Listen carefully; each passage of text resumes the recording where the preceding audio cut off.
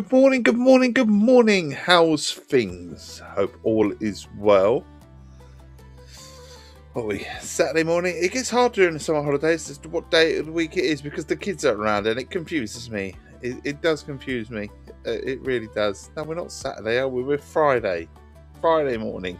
Friday morning in the UK. Get it right, Dave. We got the tea, the treasure of all teas, the king of all teas. Essex's finest, and the first sip is always the best. It really is. What's redeemed ad time? B Money. What's redeemed ad time? I don't know what that is. Add time? Add time to the day? Add time to the stream? I don't know. What does that mean? What does that mean? And David on YouTube, how you doing, buddy? How's things? He says, hello, I hope you're well today. Yeah, not too bad, not too bad. I've just woke up, but I'm not too bad. And you're starting to miss your bio mother. Oh, I'm so sorry, buddy. Where are you spending the evening tonight, buddy? Where are you? Right, game screen on.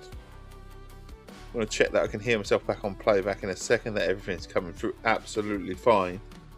And I'm not just away on my own. Sorry about anyone that...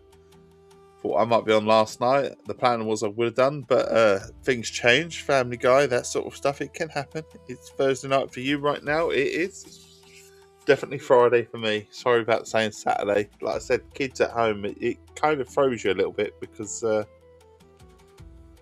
they're off on summer holidays, even though you know what's going on and you have routines in your life, it still throws you that the kids are at home and you lose track of the time. I hear myself back on playback. Even though you know what's going on, you have routines. I've heard myself back here. I haven't heard any game sound yet. Hopefully we'll get some in a minute. Let's hope so. We need some game sound. You're still at the Motel 6. Good stuff. Are you secure there, buddy?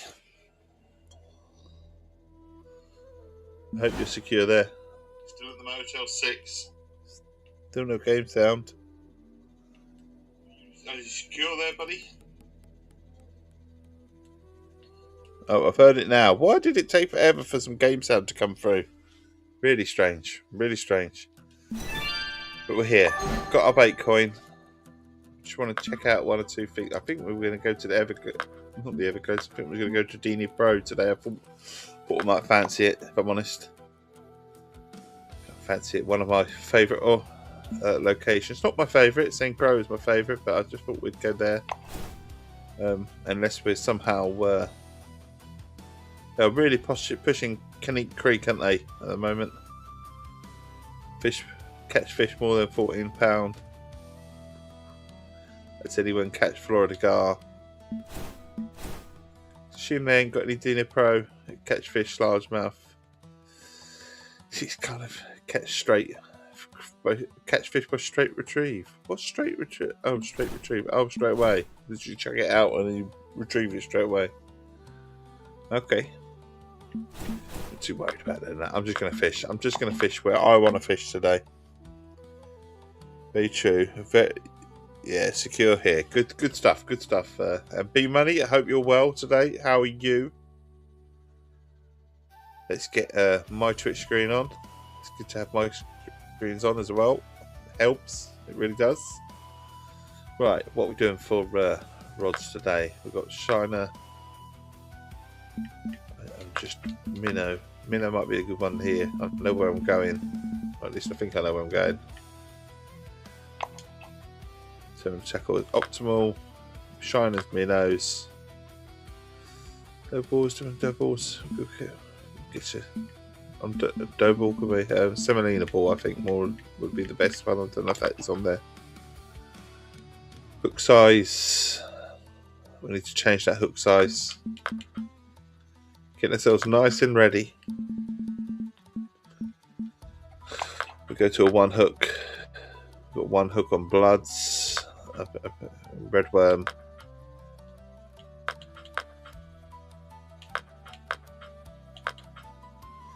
Actually, in theory, we probably should have a on a minnow as well, shouldn't we? Or something a little bit more substantial. Maybe, right, let's go down to the minnow.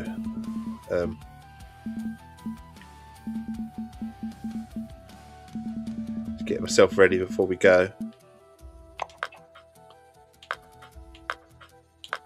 So that's on what? Bloodworms, redworm. Didn't want to change the bloodworm to. Oh shit! I was going to change it to something for a second. It's literally gone in my head and out my head. Does it ever happen to you? Does things like that?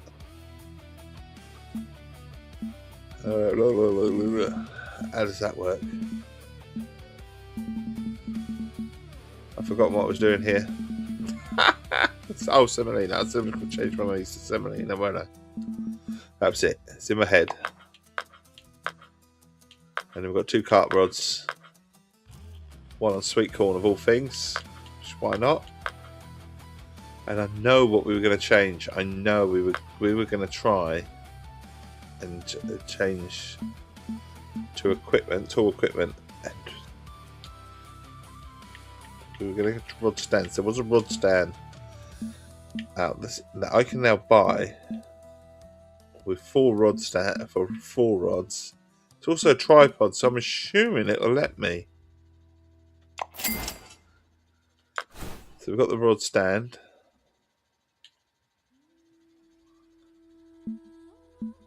With it being that, it also has its own bite alarm, so it was interesting. Well, I thought we might try it. Where is it in the inventory then? Oh, there. Get everything right, Dave. I just thought we'd try it. Repair the rod stand. Do we need to repair the rod stand? Okay, it costs. Everything needs repairing, always. Rod stand. I just thought we'd try it, the rod stand. Outfitting tools.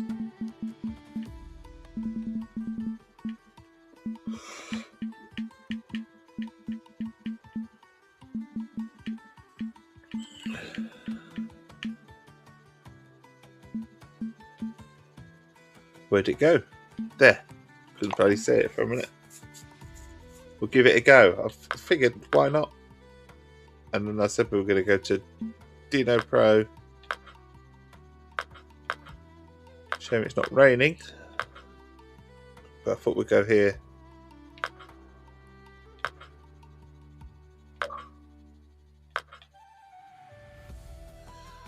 Okay, one of my more favourite locations is Dino Pro.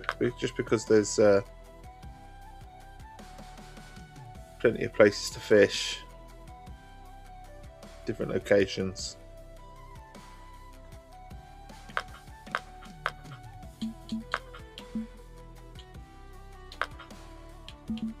Buy a license. Buying a license for a day.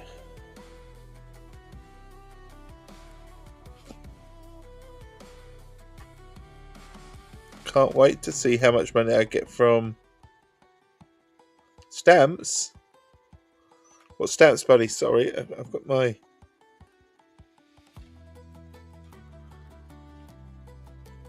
Just gonna post in there on YouTube. Oh, for your food stamps. Okay, buddy.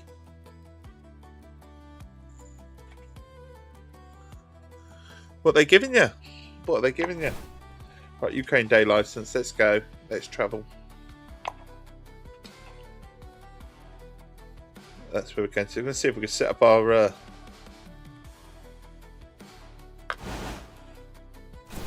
new rod stand. There's always that place there, isn't there?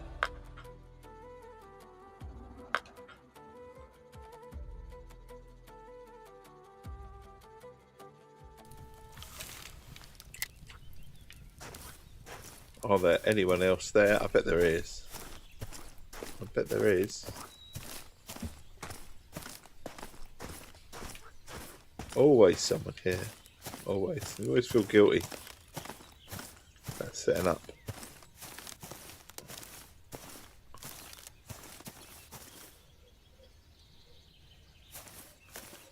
We're going to set up nice here today. Set up my rod stand, my new rod stand.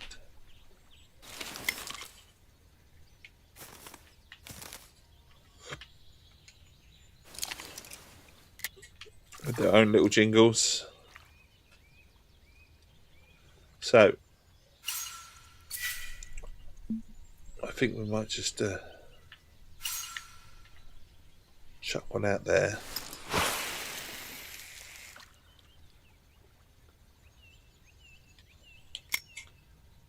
Rod stand one. There you are. So look. And then we're going to go with the heavy chaser as well, which we're going to sit over there.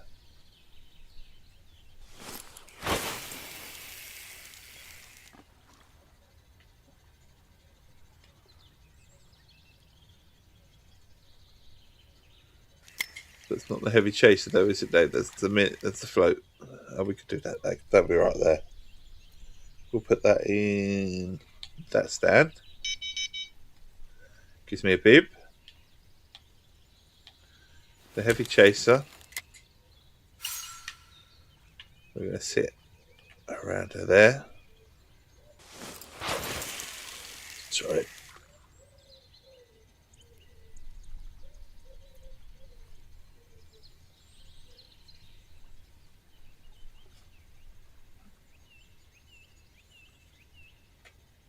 Right. Put that there. Makes a beep beep. Oh, it rings. Not only does it beep, it also makes a little light sound. Nice. We could do this all day long. We could. Trophy Chinese sleeper. I don't think I've caught one of these before.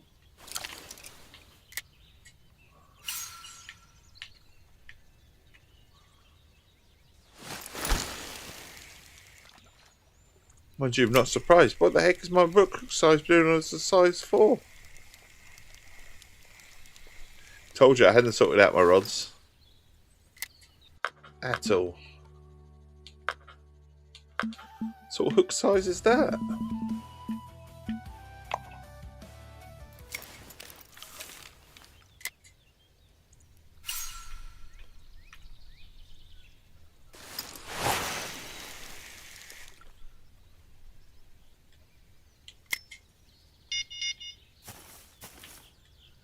Right. We said we're going to get a different rod out. Empty hands. Majesty is out. We get Brutus out. Brutus is coming out on a 1-0 on dough balls. I'm going to chuck over there.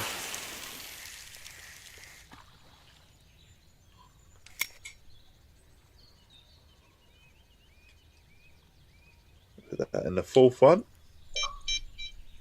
They go all out, and then we get to hold a 5th one as well. Aren't I lucky?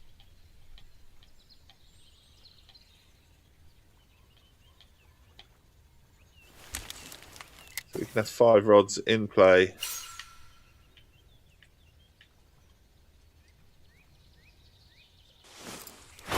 At the same time. He says, I am now. Okay, cool. And we're all set up for a rather awesome day of fishing. That's the plan. Cheers. Nice chill day.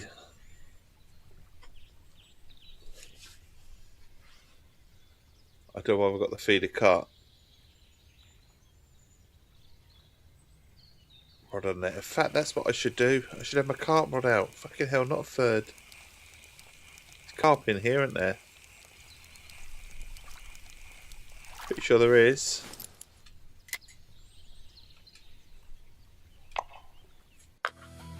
Pretty sure there's carp in here, if I remember rightly.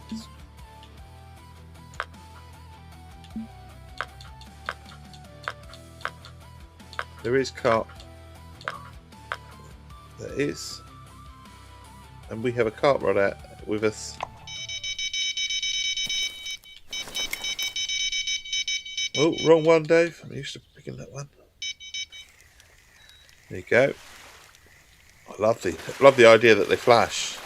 Absolutely brilliant.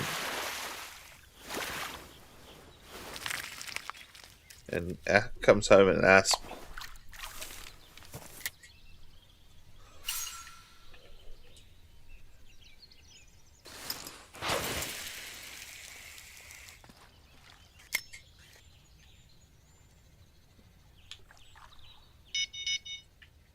Well, that's going to be beeped in. So we're going to just look at our fishing species here. Well, a carp will eat pretty much anything from semolina balls to corn.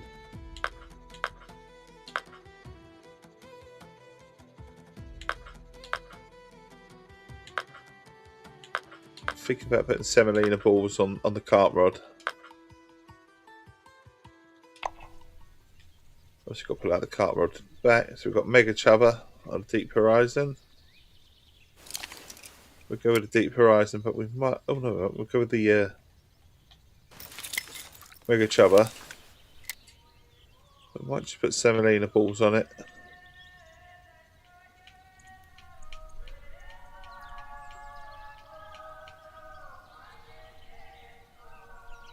No, I won't. It's corn or bobbers. So what's sinking ones really? What we got? Got some garlic ones.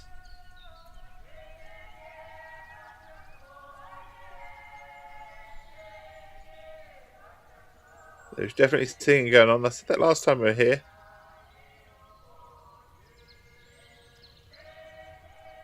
There was some citrus sinking.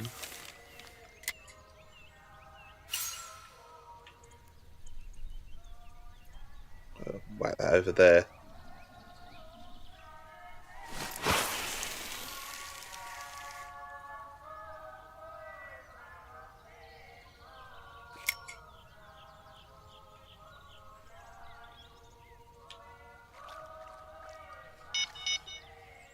Right, so we've got 5 rods in play.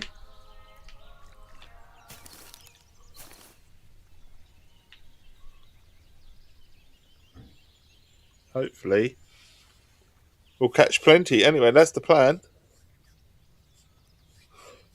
That's the plan. But David, thank you for dropping in, buddy. Thank you for being money for dropping in. Thanks to all that's viewing. It does mean the world. Make this chappy very happy.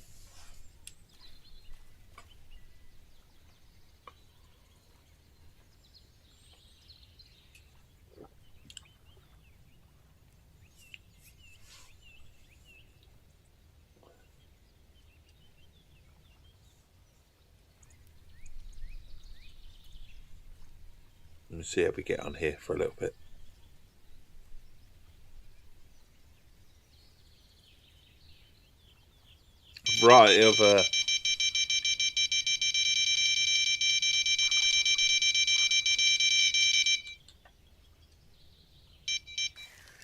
Variety of lines out now, so be interesting. See if we can catch some decent fish.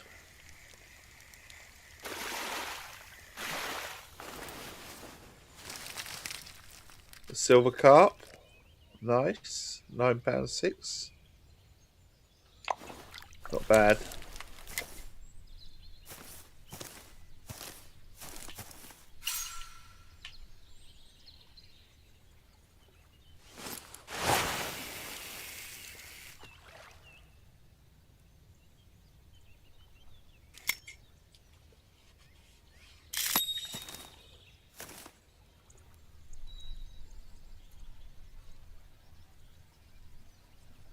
A nice day of fishing.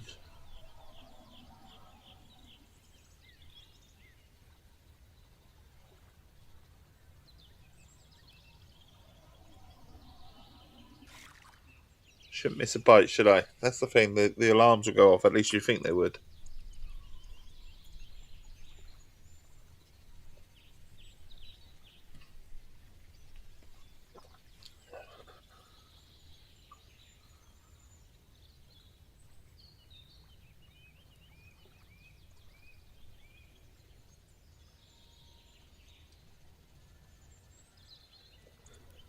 peaceful day. Pleasant start to the morning.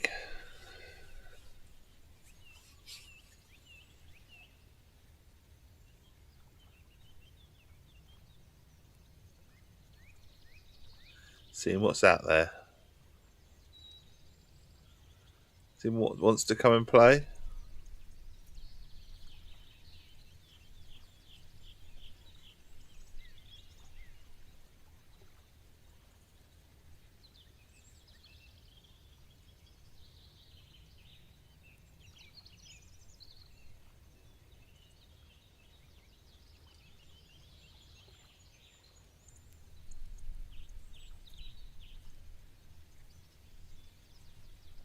Trying different things on different lines.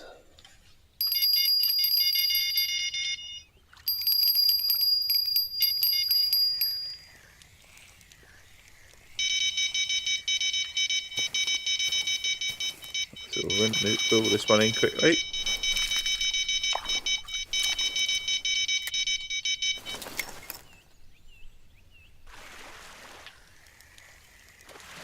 Nice fish here as well.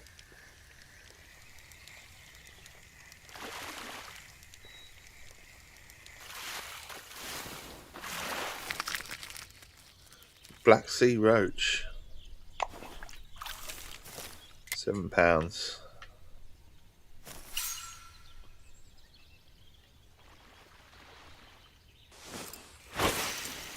Shut that back out there. We'll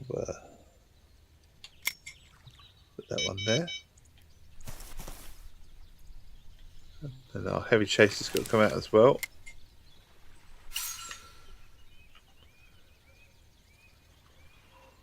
We might just go on a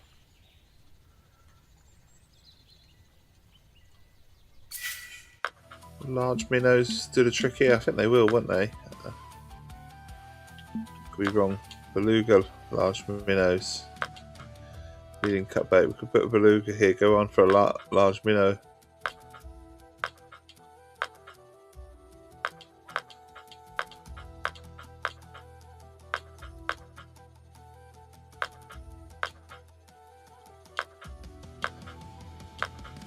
Pike, ready. Lots of breeding here. A medium cut bait, can we? Zander, shiner.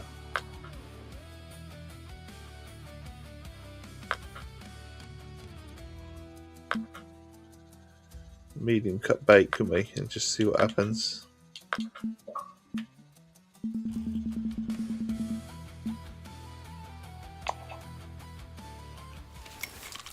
Down a sinker. Round about there.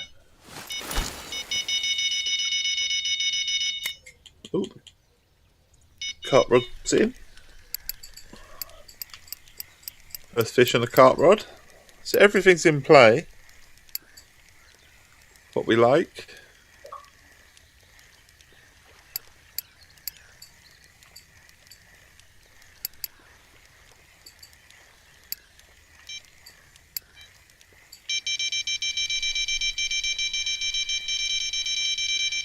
Okay, we've got the picture.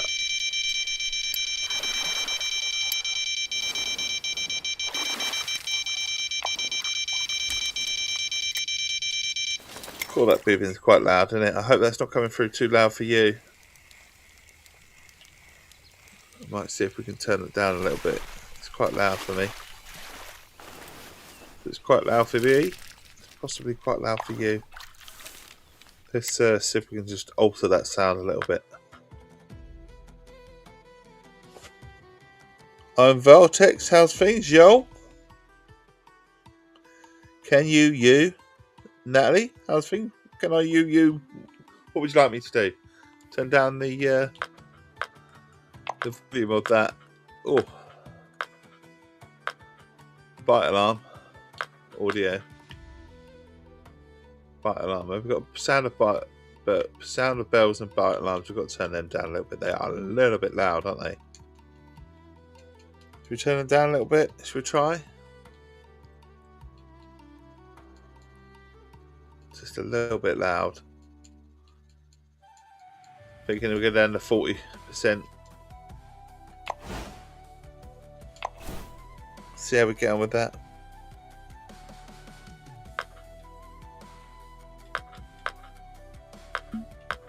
And hopefully back to the fishing. Right.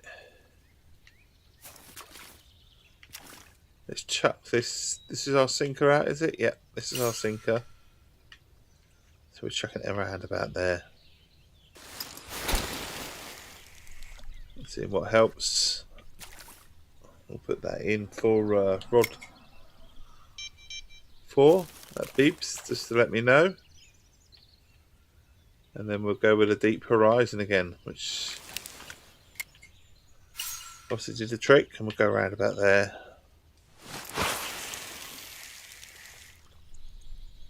But Natalie, if there's anything you want me to do, please do say.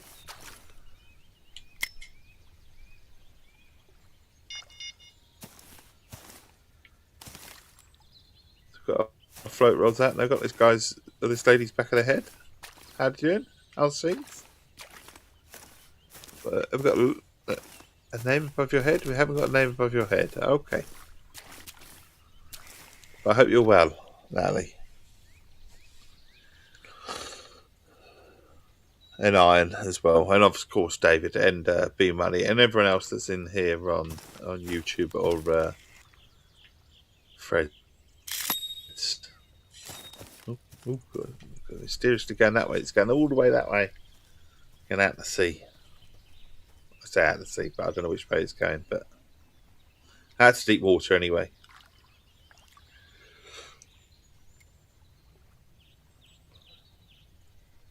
So 5 rods in play. We've got the tea. Cheers. Thank you to everyone that's dropping in this morning. Your support does mean the world. It also means a chance to say hello to some of you lovely people. Pick that rod up.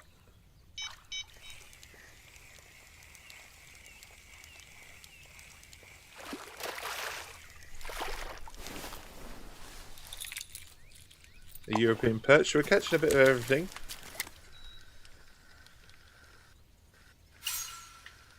Which is nice. We're on a float rod, so we're going to start it over here. Let's current take it to the right.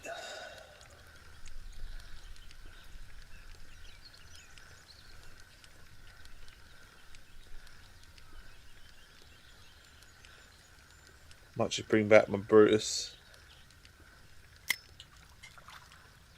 Let's use that rod. No, it's not. It's not that rod. It should be that one. That's the one we want. I just want to bring it back because it's all the way over there now. We just recast it.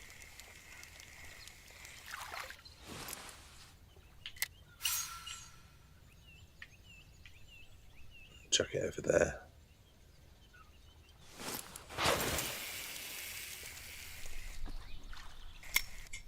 Tighten the line.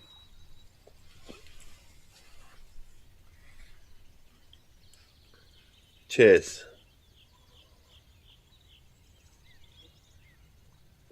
Now we wait. For how long though? How long do we wait? That's the thing.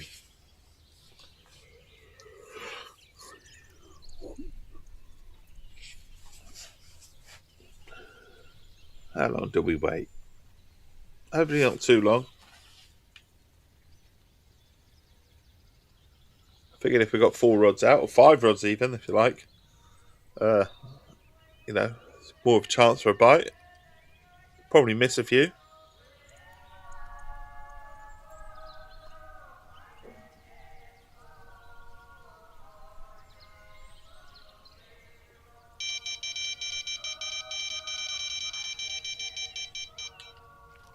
There we go. Pick this one up. Definitely got a bite. It's only small, this one. No European perch.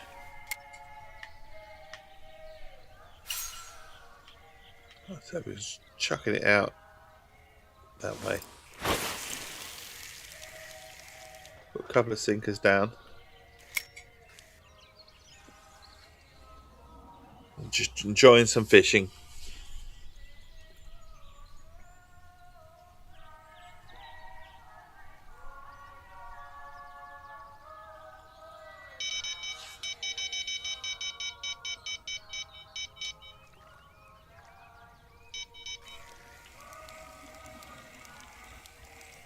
Bring another one in on the shiner. It's a Zander, £2. Not overly huge or anything, but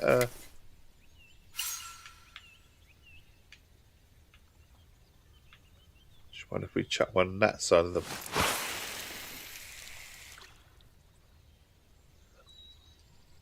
I mean, you can see it's quite deep here. It's the rest of the lake, 38 foot there.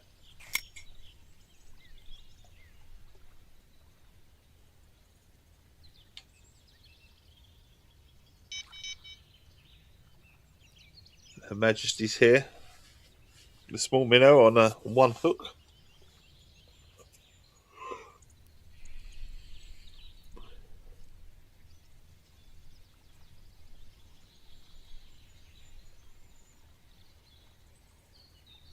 So we've got a carp rod, 2 sinkers, and 2 floats.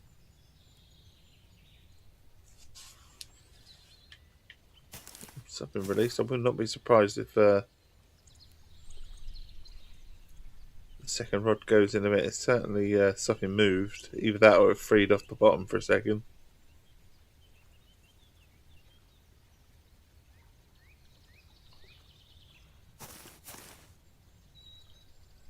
I might have a look at the second rod in a second. I know the bite alarm hasn't gone off. I wonder if it's got something caught on the hook or something. The way just watching it just sort of moved like that and then back up and then moved like that and back up again. Which, if I didn't have a bite alarm, I would have thought that was a bite.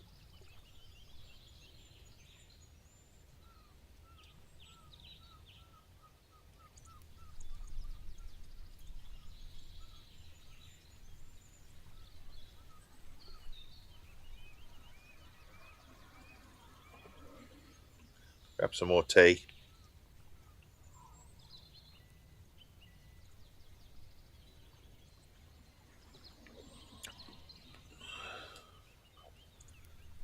See it again.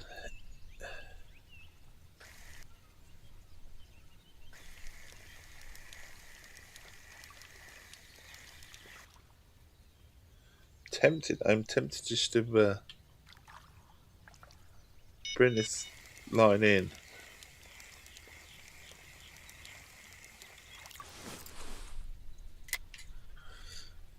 Checking the time of day, which we're fine. Maybe just shut this. I don't know.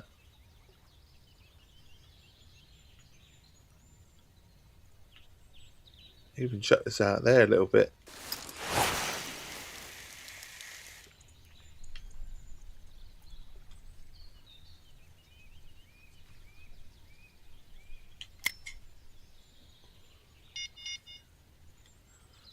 That's a carp rod. I shouldn't really have picked that one up.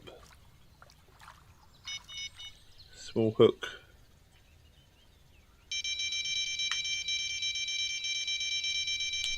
Okay, so the Brutus has got something on it.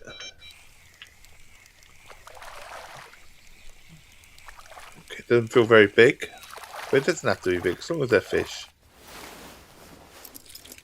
It's all manner of fish. As our shard on a 1-0 hook.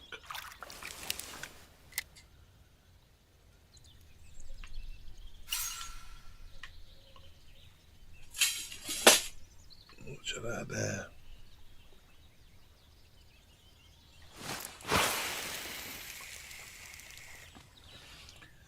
So then there'll be light, and then there was light.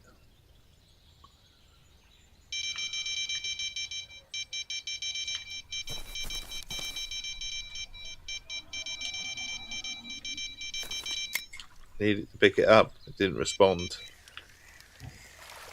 Okay. This one's coming home.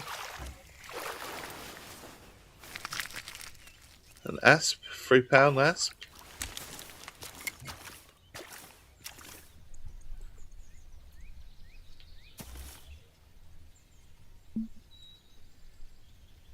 Just try and see what species want different things. So small minnows, most things like minnows and small minnows and that sort of thing. Oyster beluga likes large stuff. Common minnow. Semolina balls. Semolina chub. Minnows. Common bleak. Bloodworm. Common carp. Pretty much anything. Looking for some of the bigger fish. The grass carp. Eyed small minnows. Small minnows are shiners. So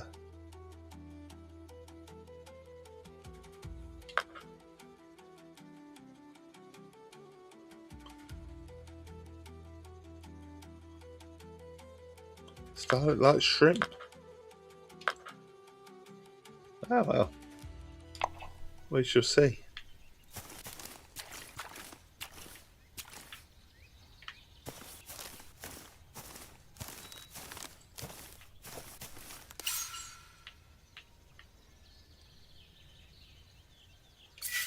Just think about changing the hook to a 1.0 on this one.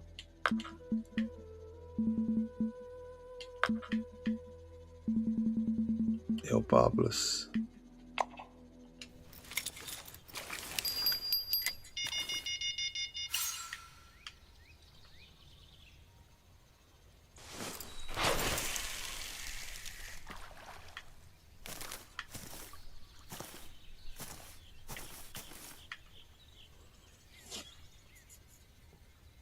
It's a small little nibble for a second. That registered on the bite alarm, but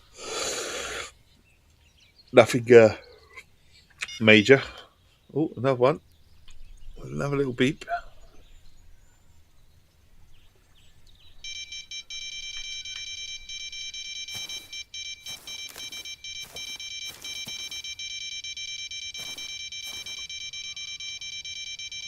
I can't work out which one's going, can you?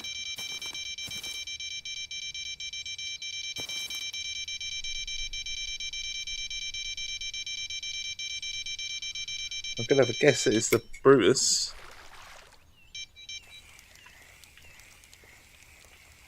The fact that it stopped helps, but it wasn't flashing, it wasn't helping me, was it?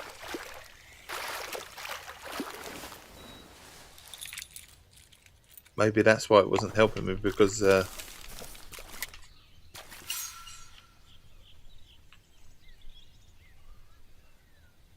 stand may end up being useless if it doesn't work properly.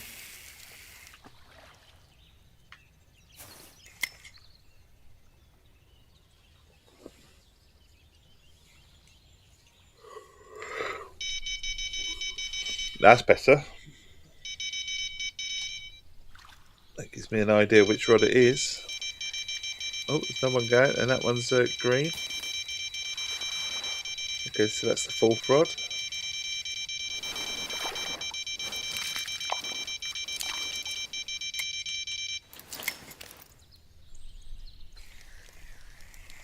Got that as well. I might turn that sound down a little bit as well. It's still a bit loud, isn't it? And a young northern pike as well. So £56 worth of fish so far. Half hour. Could be a lot better. Could be a lot worse.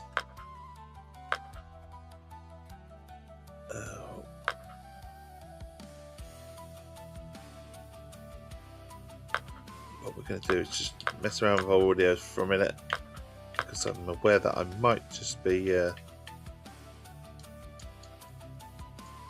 still feel that's quite loud.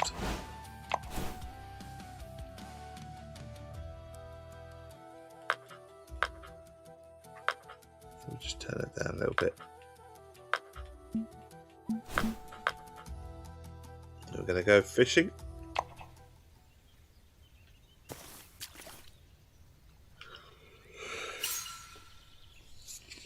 Oh, hang on. What sort of depth have we got? About 30 inches. Okay, depth will do me on that one.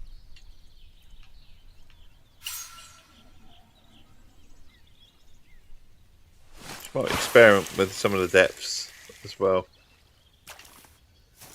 Certainly on the float rod.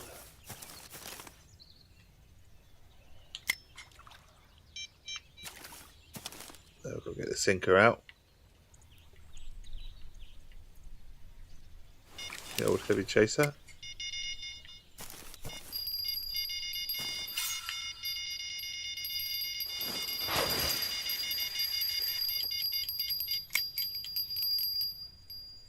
Cuppa chaser. There we go. Something a bit bigger, hopefully. This is on medium cut bait.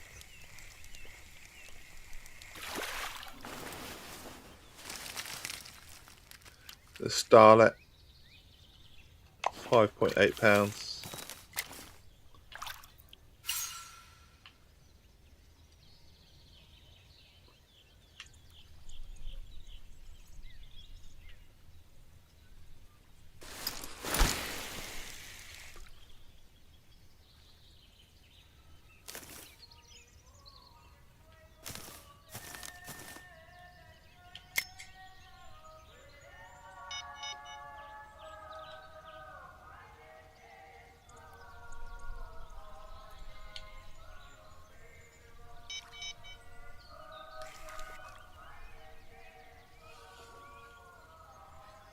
Yo, Samir. Cheers. Essex Tea coming at you. How you doing, buddy? How's things?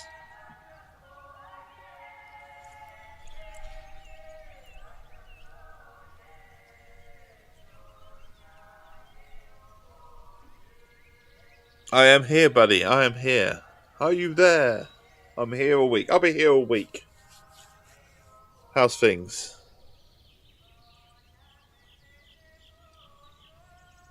Check my sound. You worry me when you go, are you there? The sound is coming through. That's alright. I'm here, Samir. Just because this is a YouTube stream, a Twitch stream, it's about 30 seconds behind on YouTube. So just bear that in mind. I say about 30 seconds behind. This is 20 seconds. So how are we, Samir? How are you doing, buddy?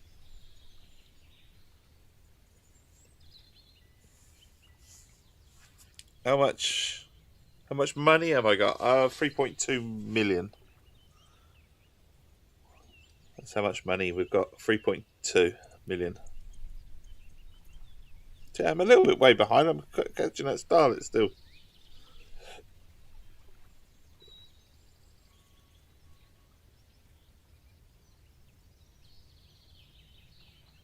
Now it's gone quiet for me, you see.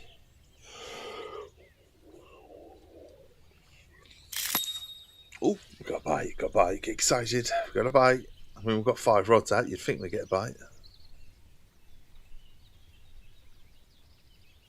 How have I got 3.2 million?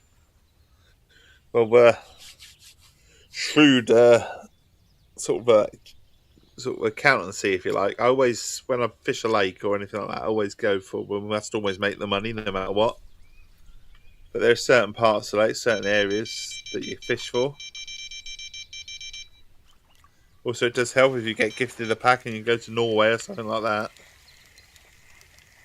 Get your money that way.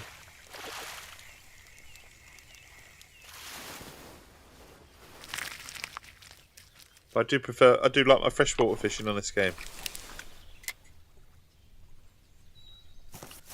The thing is, I write for completexbox.co.uk, Samir, so I am very lucky to have been given a couple of packs, like the DLCs, by the developers. But the way that sort of you get to certain lakes, so if you can get to, I don't know what level are you? What level are you, Samir? You're a noob.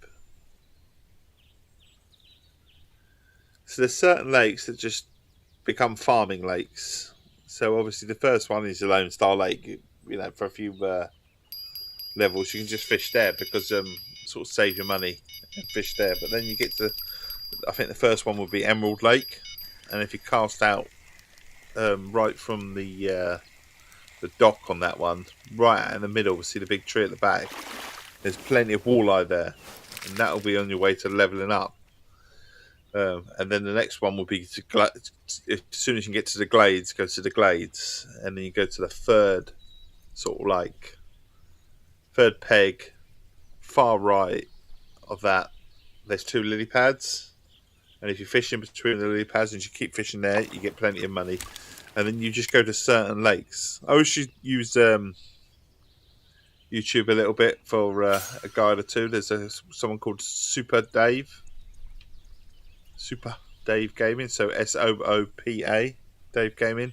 If you're ever looking for a certain fish or whatever, just type it in Fishing Planet, and he'll give you a guide as to catch that certain fish.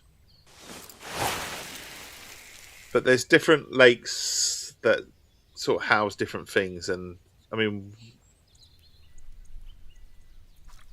one of them is the California Lake. If you can get to the California Lake at some point as well, that has plenty of areas where you can literally farm XP. People get sort of 100, 200, 300 grand a day sort of profit. I'm not after that sort of money myself personally, but put this rod down. Put it down for the Brutus. Pick this rod up. And then I suppose the best thing is to invest in your rods, invest in your tackle, invest in your rod holders. So the minute you can get I don't know if I missed a bite there or not. I think I missed it.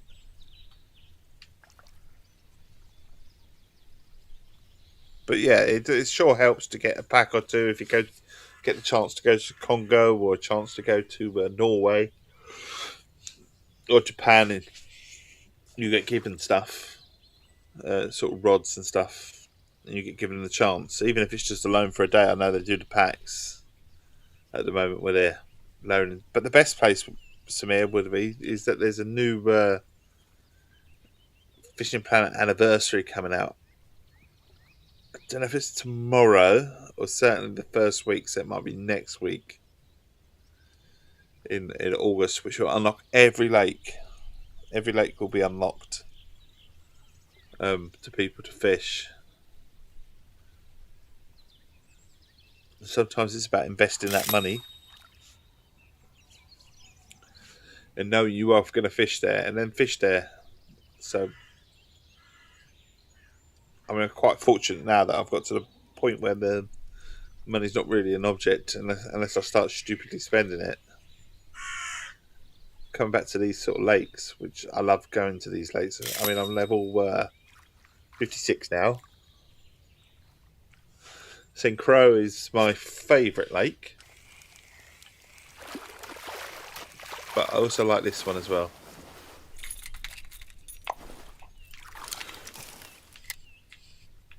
Alright. So many balls, one hook.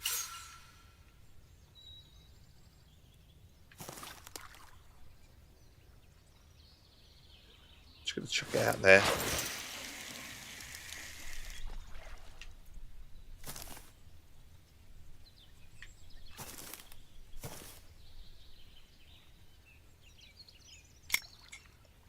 But if you ever are lucky enough to get the chance to go to Norway on the game,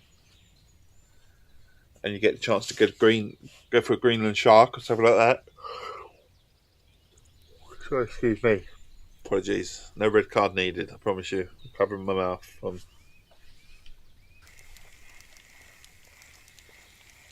you know what? I've got the carp that way. I might chart the carp this way.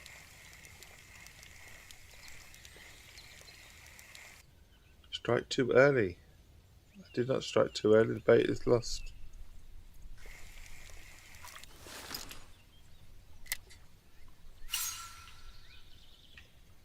I'm just going to chuck this over here. I'm stupidly deep, I'm sure, but chuck it right out. Not as deep as I thought, actually.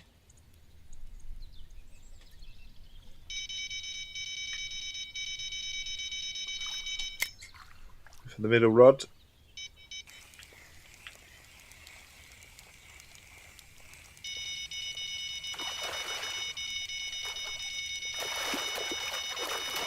Bring this one in.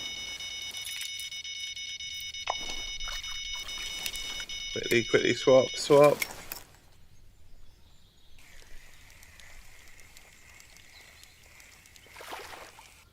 Oh, it jumped out. Trophy European Chub.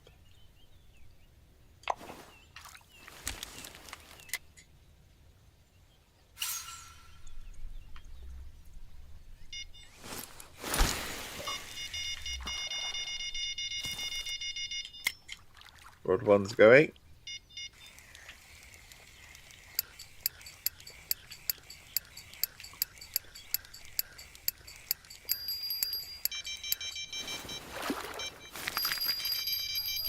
Xander.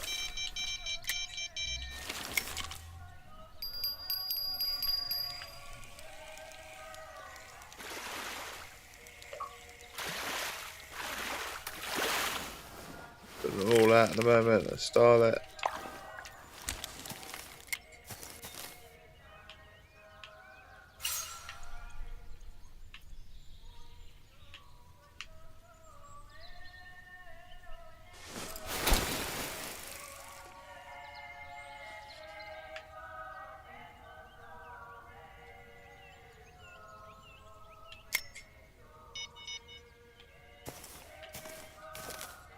We've got a sinker to come out as well.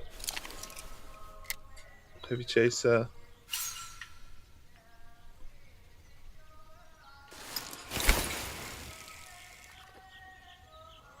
Checking that out. We're going the 4th holder.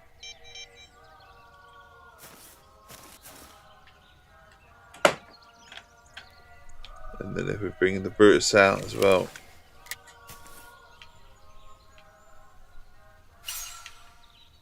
Watch that out here. And watch it come round.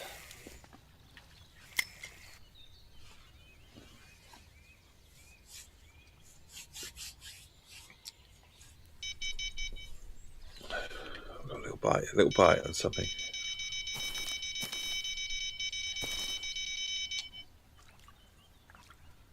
One on the carp eventually. So this is going to be a decent sized carp here.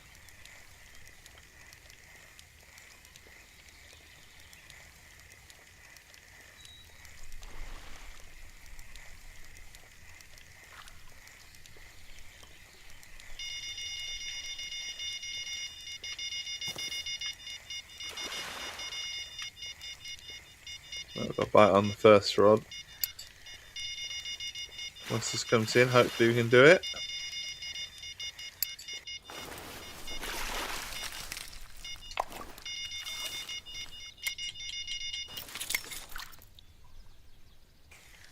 Yeah, we have got it in time. Asp, £3.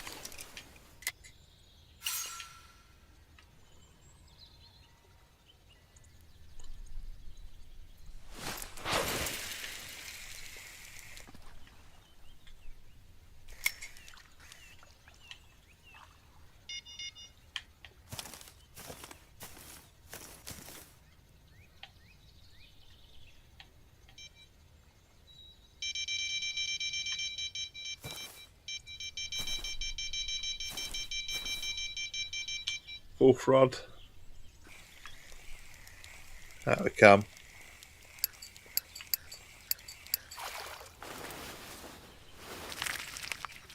And that's £2.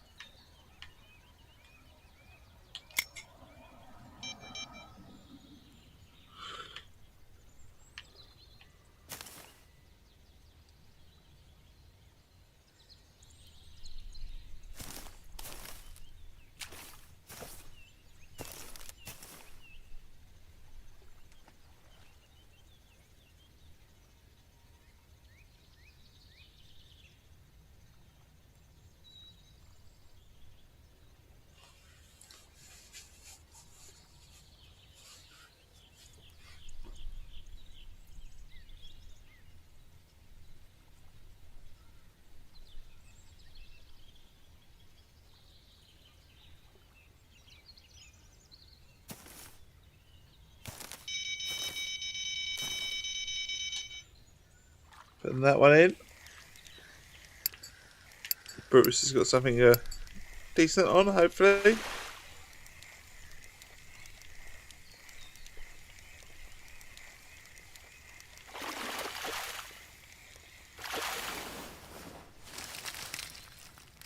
Nice, silver carp, £7.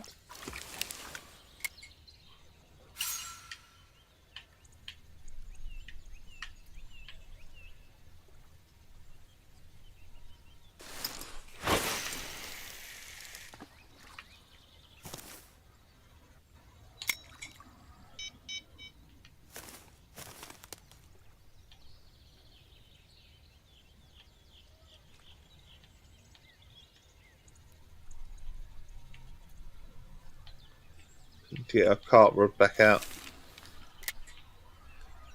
And then we need to assess where the carp are going to be. So, chuck carp all the way over there.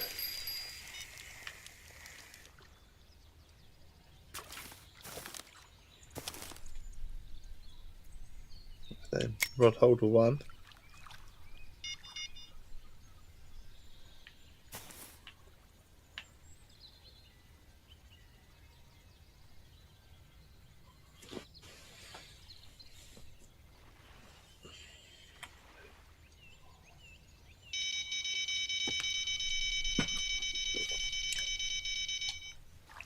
Brutus is coming out. Come on in. Have we got anything? Just little fish. Oh, a fish is a fish. I mean, I'd rather it be something big, obviously, but not always to be.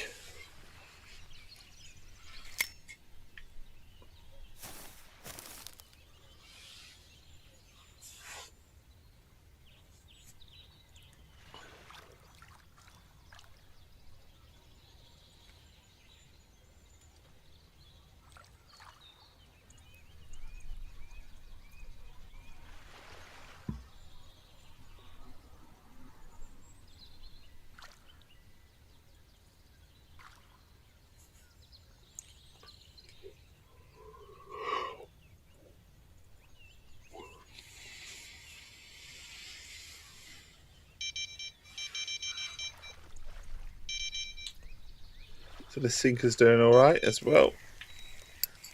Lost my bell on this one, have I?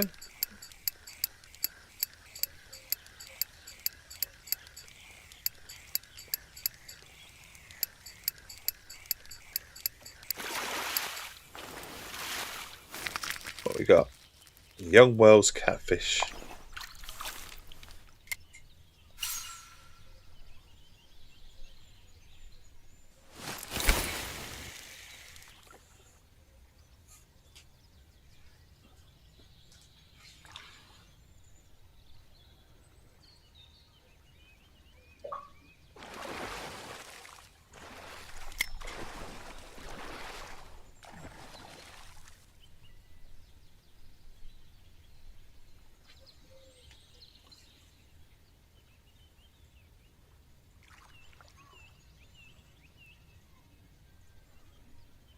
Got a fly nose diving me at the moment, bastard thing. Got the double doors open, so we've had got a fly coming to annoy me.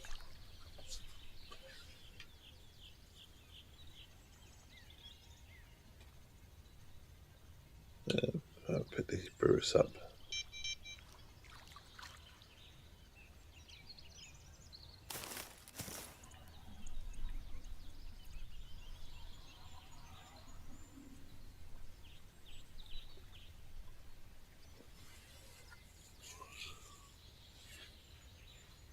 So £121 worth of fish so far. Not too bad, eh?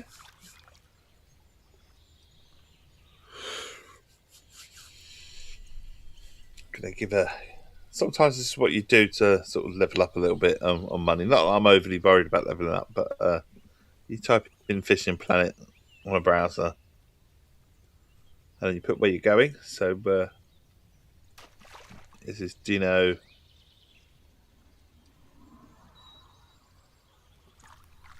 Dinny Pro.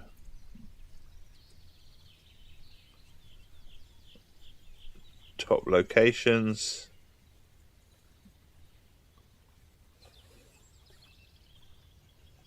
Tips and tricks, and someone will give you a YouTube guide on that particular lake.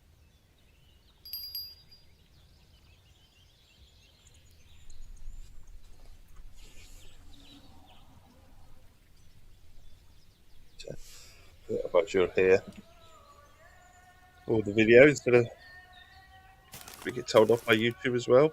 Oh, okay, I hadn't actually even pulled that up, but we'll take it. Oh no, we lost it. Whatever it was, we lost it. Oh, it's a shell. We keep them because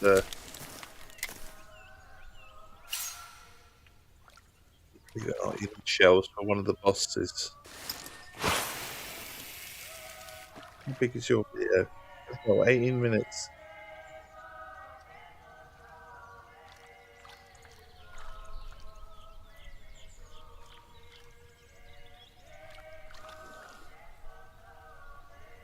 Start there.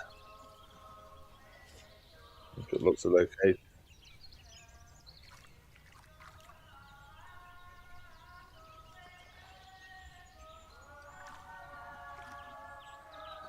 On and on about talking water temperature and Celsius. See, that's the sort of thing I can't deal with when I watch a little video of a fishing play. I prefer it to be a snippet, which is why I would say Super Dave is really good.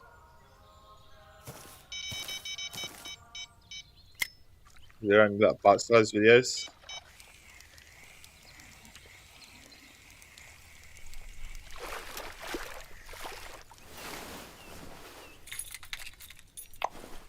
Everyone touch.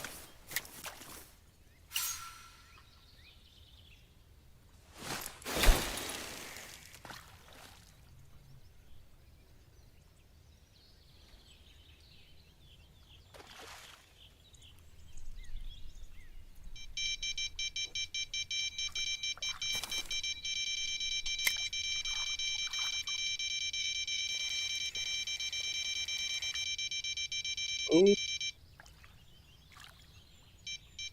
we picked up the wrong rod.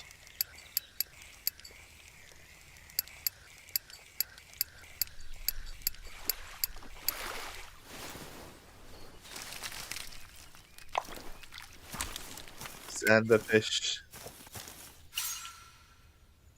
Chuck it just here. Now very far.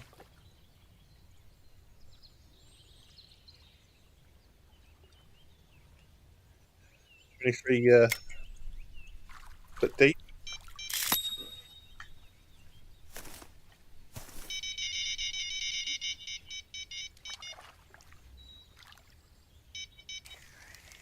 We get a fish here. Northern pike.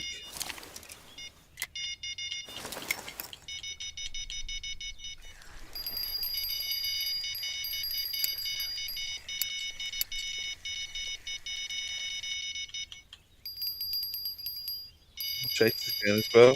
No, it's not. It's not. I'm going to try and get them all in.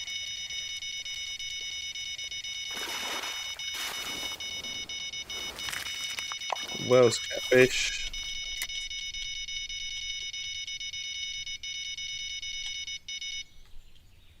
Fish. Oh, alright. Fish escaped. Take to the line. Missed that one. Hoping it's going to be back.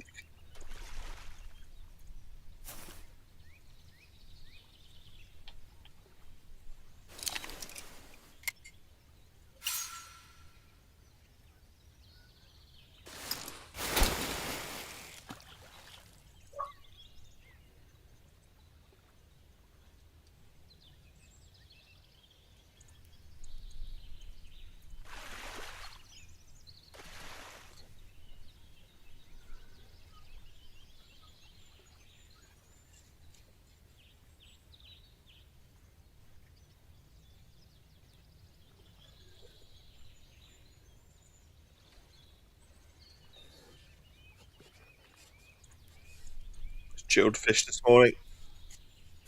We've got some Essex facts. Essex takes the top spot when it comes to islands. It has more than any other county, 35 to be exact. 5 American prisoners are also rumored to have been descendants from Essex travelling over on the Mayflower. And then we've got Essex is home to Manningtree, regarded as the smallest town in Britain. And then St Andrews in Grinstead is believed to be the oldest wooden church in the world, dating all the way back to 1081. How cool is that?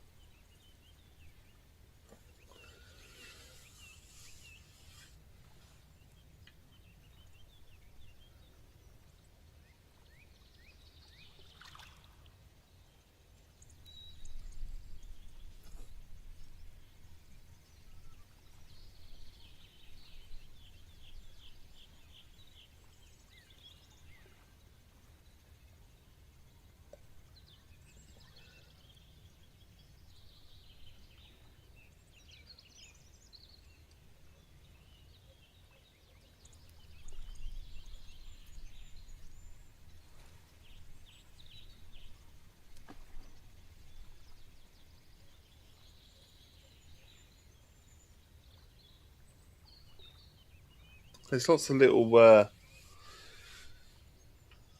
tips and whatever, isn't there, out on Fishing Planet? I mean, I say they're guides all over the place for different lakes, different things.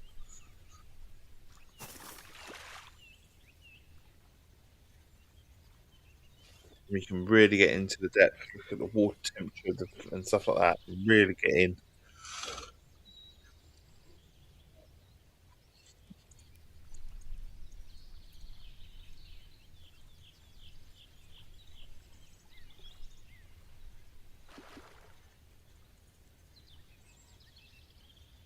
He talks about gear. We want the location, don't we?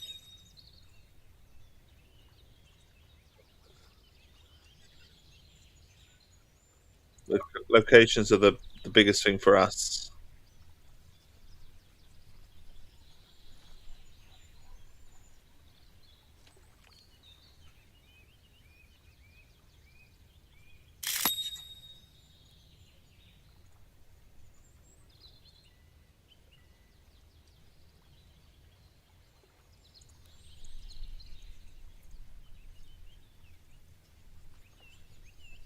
I mean, that guy just fishes the same.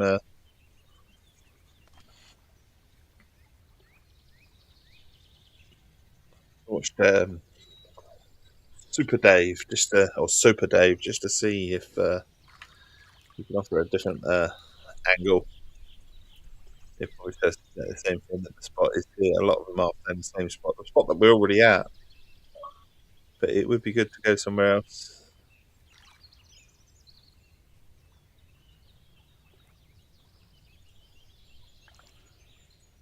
What is it, Tuesday? And shrimps.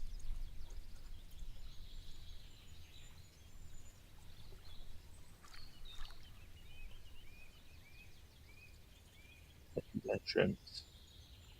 I don't know if he's been shrimps, you know.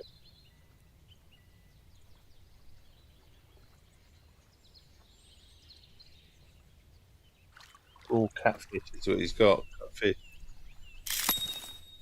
We could try one here and go to the location that I would normally go.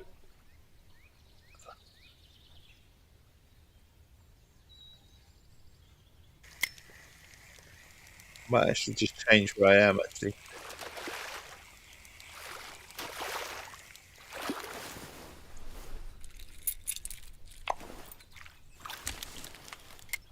Change. lot of locations. He's looking at a few others. So he used to go on the boat. Might just set up shop actually and change. Maybe not. Hang on.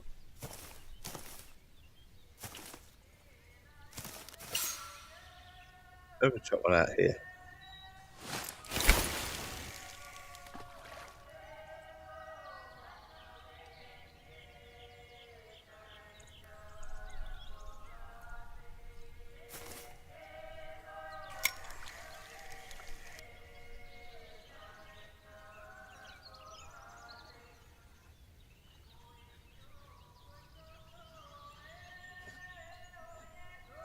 Definitely got a whole little level of where to fish.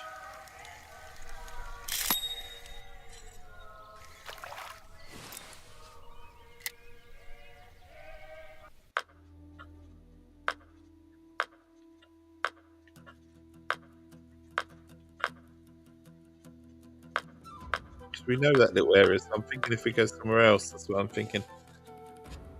I don't think I've ever fished here.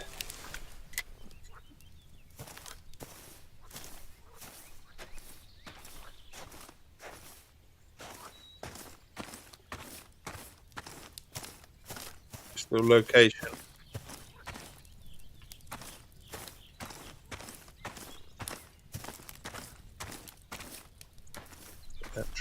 Just having a little look around.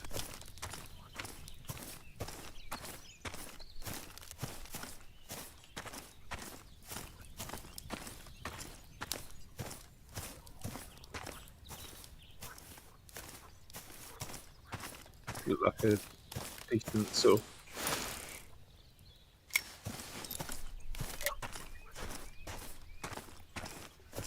location here. I'm just trying new things.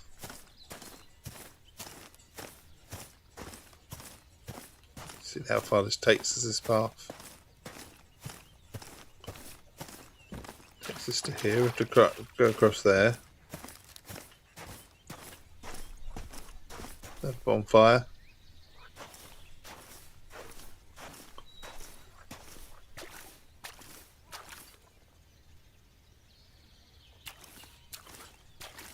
Some ducks. Do those ducks move or are they just static?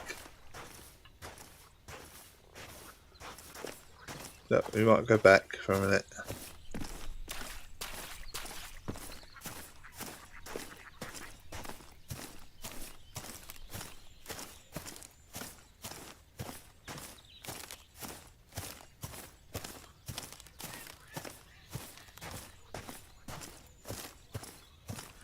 Out to the house for a minute. And then we just go up here as well.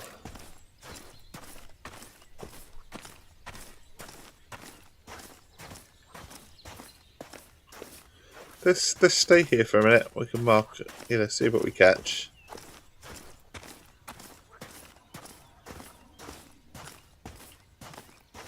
I don't know how deep it is out here. What I am going to do though is put the game on pause for a minute. We haven't actually chucked anything out, so we're going to set up our rod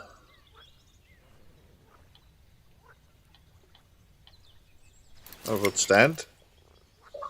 I'm going to put the game on pause for a split second. If you need to go somewhere, I totally understand. Have a wonderful, wonderful day.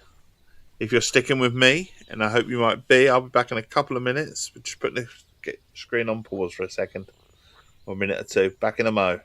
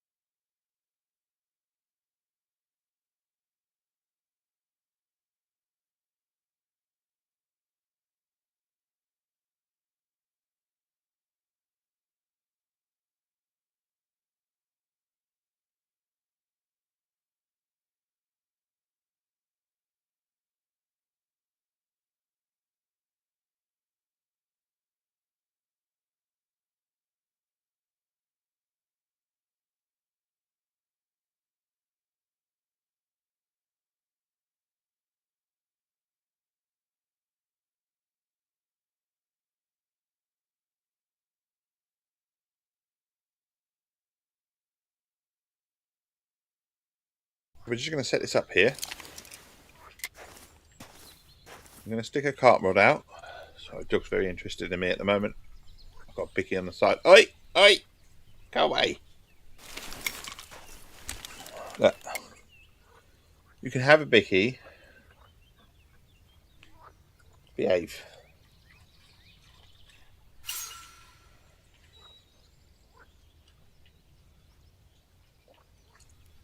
Try a cup. I don't know how deep it is here.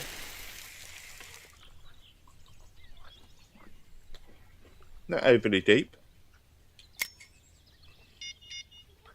But that can go in rod holder 1.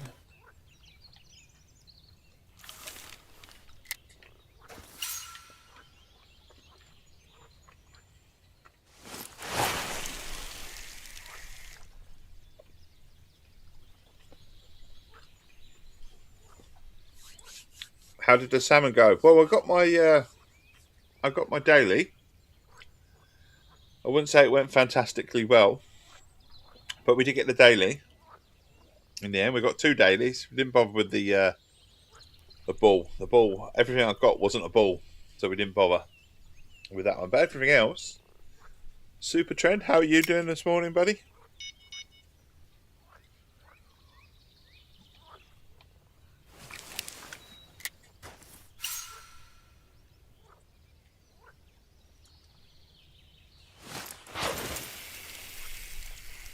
You're doing all right, I suppose.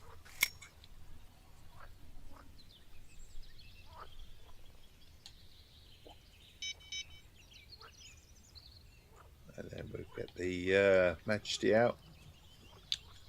Oi, doggo. Oi. Oi. Yeah, I know. Yeah, all right. I love you too. Yeah, fine. Yeah, you're a good girl. Yeah. Doggo on stream. Yeah, off you go. You're after a bicky, ain't you? That's what it is. Got a bicky. And that's what a strange looking cat, indeed. Indeed. It's a big cat. It's a big cat.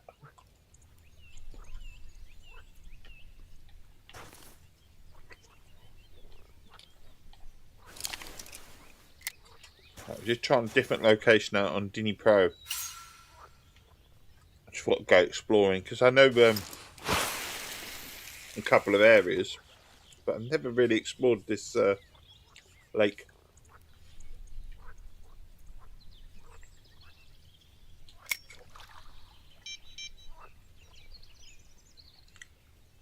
So I thought we'd go here. The only thing I'm thinking is that there's no way I'm getting anything majorly huge right in this spot, I don't think. Could be wrong. There is a lot to this map, indeed. It's quite fun. I quite like it. I like the environment. Just want to change my bait though to shiner.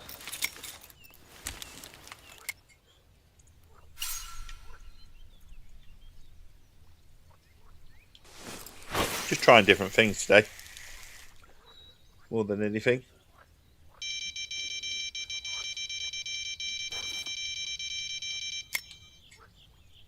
Also trying a new standout.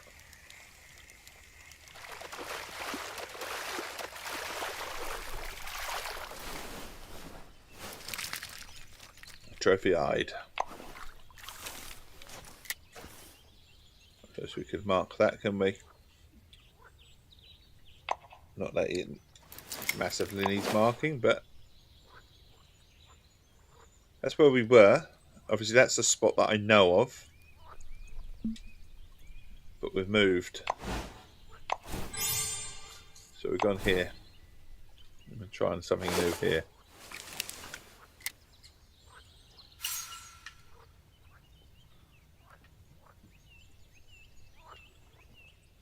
I might try a sinker over there.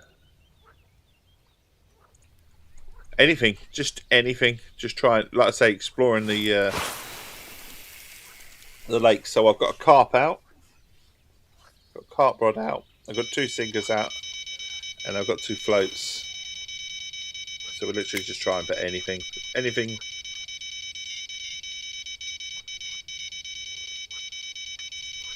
Anything that works, basically.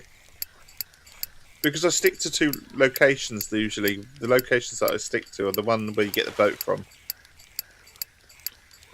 And obviously the one where the big sort of like buoy is out there, if you like. Those are the 2 areas that obviously are very fruitful that the guides tend to stay around the buoy anyway. But no one really explores this lake on the guides or anything, so I figured there's more to it. If I missed that one, I've missed it, haven't I? Bet it's gone. Where's your drug hat? Drag hat?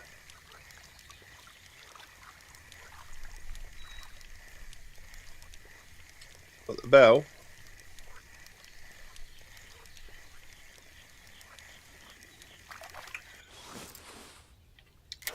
What, so when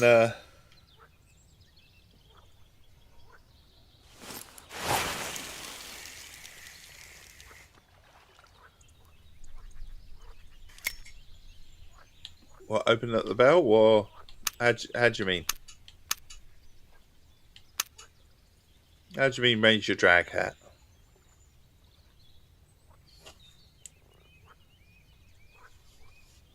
Oh, I bet there are, buddy. Not this rod though. It was on the black and white one. Okay. Did I pick the wrong?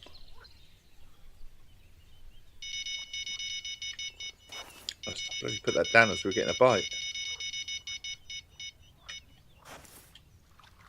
Oh, bloody hell! I've missed it again. Tunks, you obviously play this. What level are you at?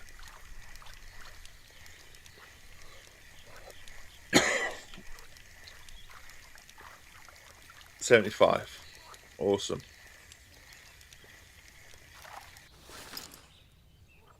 I'll get the black and white rod out again in a minute. Hang on. So the sinker, my sinker.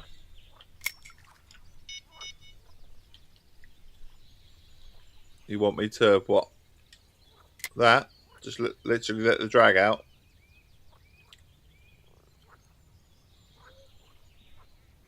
You built the DLC. Nice, nice. How you getting on with it? You enjoying it? I do like going for shark there. I've had if I drag to like -2 or 1 if the rod can handle it. 120% enjoy it. Okay. So we got drag to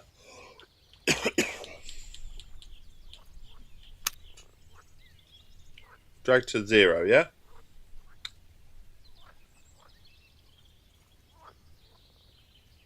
Is that what you mean? That? As in the reel? Let the reel take it. The opposite.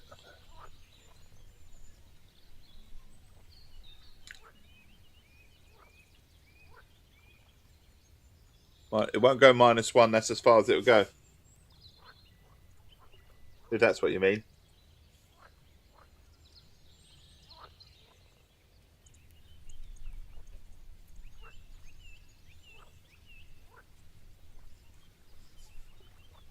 Is that what you mean, buddy? -1 is where there only 1 drag remaining. Raise it up. Okay.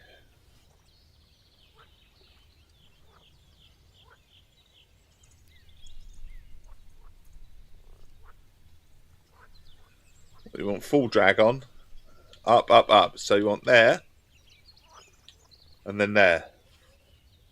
Is that what you meant? Full drag and then take it back 1? Yeah. And then we can just...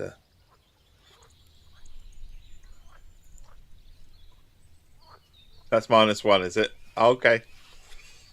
I don't know, buddy.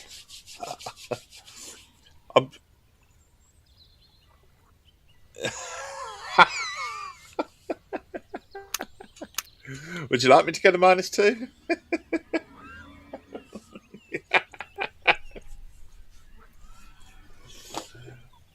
Is there any significance to doing that, buddy? If you want to explain.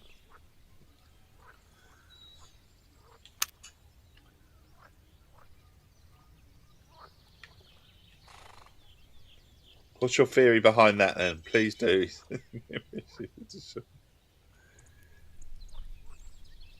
Getting fish easier to shore. Okay.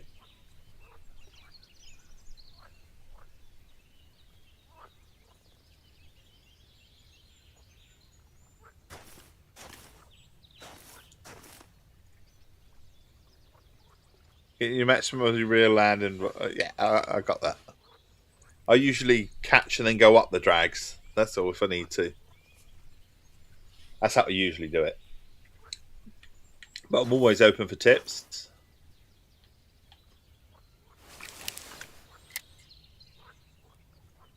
So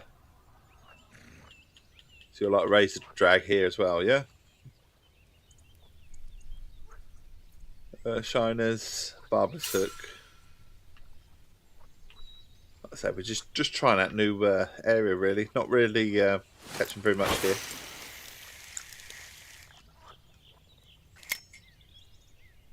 What's the time of day? I suppose would be one to check in a minute. See, we're on the slope now, aren't we? Down. I'll stay here for a minute, but then I'll fast forward it in a minute as well.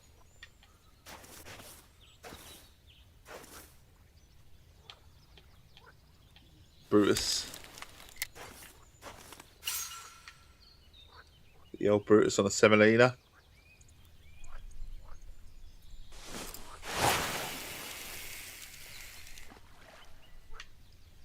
Got a favourite location, buddy? Tunks, you got a favourite location? And Trend, are you playing right now or are you not? You're not on, buddy.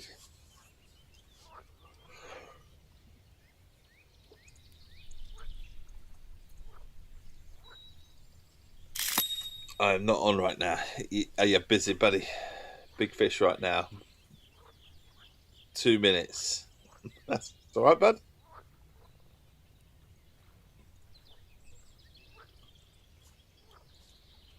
He's not busy. He's just chilling. You're getting your. You just haven't been long. I can be.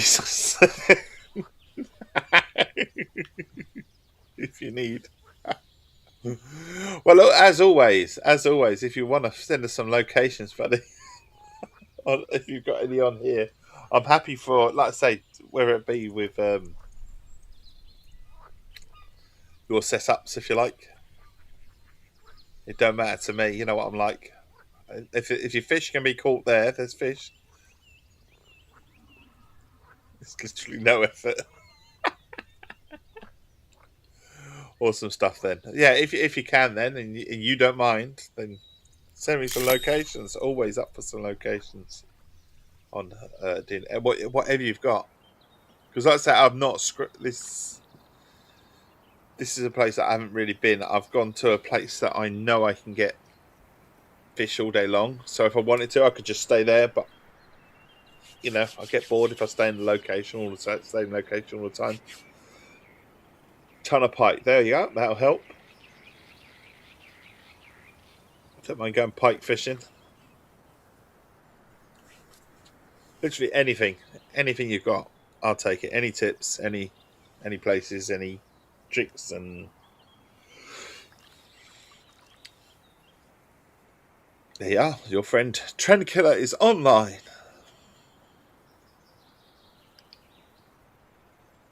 Is it a case of I asked for it, or there's not that many on here? Oh, what are you doing, Gotcha?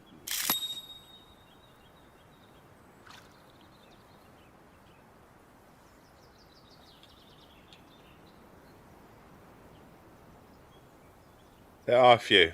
I'll take them. I'll take them because, like I say, these lakes are meant to be played, aren't they? If you like, and explored.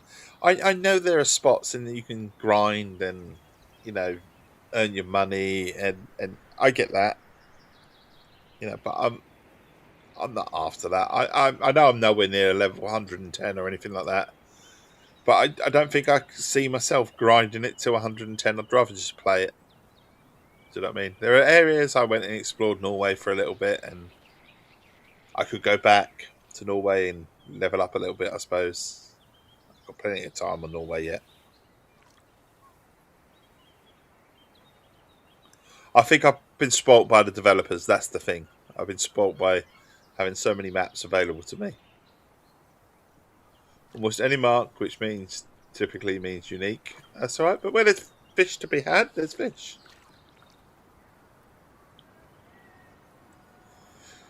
So do you only do the comps with the, or do you do any comp? To say they had you only allowed to catch with float rods. Would you do that? Or would you skip it?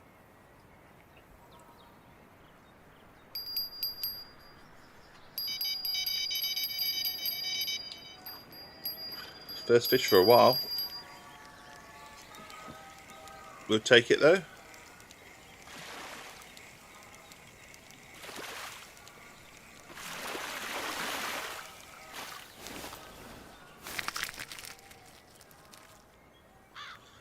The northern pike.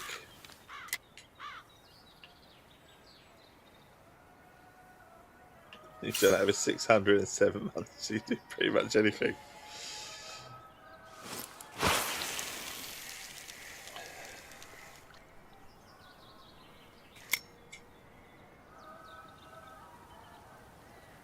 And I suppose you're fishing just for the fun of it. You're not even fishing it to win it, are you, or anything like that? You're just seeing how you get on. And I think if that is generally the best way to play. Sometimes, like I say, the leveling up. Excuse me. On this is just, I don't know. It's just, you got lots of people that want to level up, want to get as far as I can quickly, and I get that because you unlock everything quickly. But you also miss some awesome lakes and some exploring. So I know I've missed the exploring on this so far, this particular lake.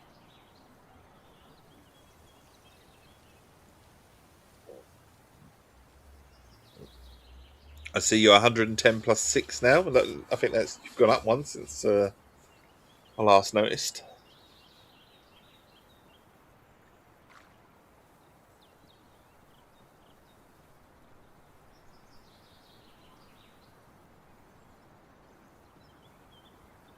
And I don't know if I've asked you already. Your daily helped me a little.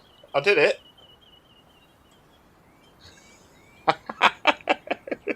I'm glad to have helped you for once. Somehow. What do the clubs... you're obviously in a club, Anchor Management. I'm in a club, but obviously it's my own club. I'm not really... my mate asked me to make a club. So I made a club. Do they do anything? Are they for anything? I see it says leagues are coming and whatever,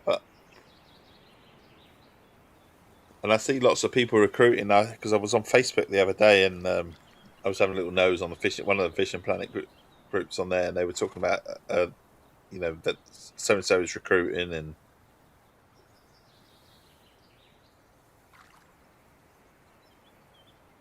Your club is, and what is the benefit of the club? What is the? Is it just having people to fish with, and are you quite competitive? As competition usually means competitiveness.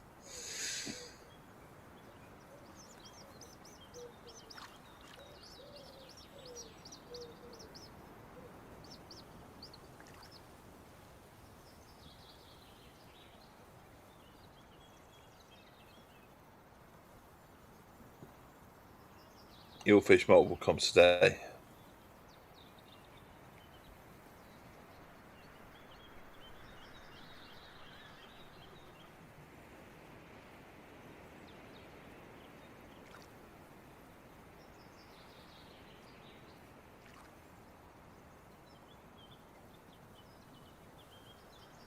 Okay, so you're it's like a little friendly little community rather than competition. And its actual benefits to being in a club. Is there anything other than that?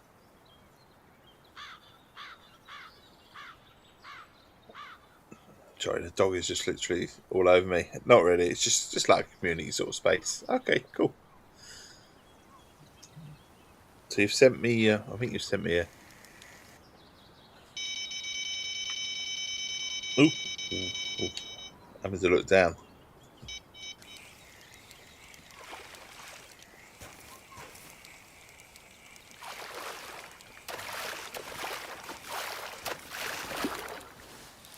Little bitty, itty bitty.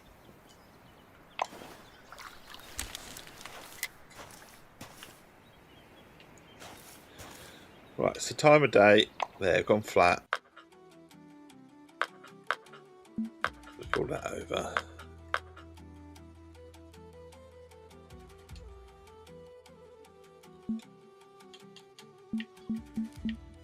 Sea marks. There you go. Right. Oh, did I not pick that one up? It's a Northern Pike. Oh, yours is one of the top competitive clubs in the game. How do you know you're one of the top competitive? Like I say, when I look at leagues,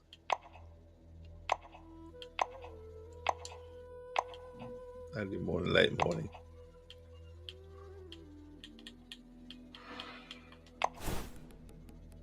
Right, let's have a look and see where you've.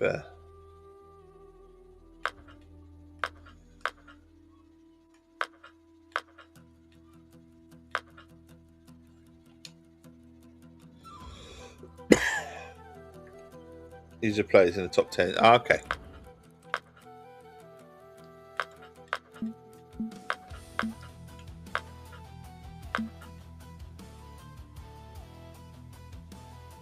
So if we go where we are. And put up the map. Okay, so you've marked me some here and here. Okay, so actually if I walk around the... Rather than pick up all my stuff, if I go here quickly.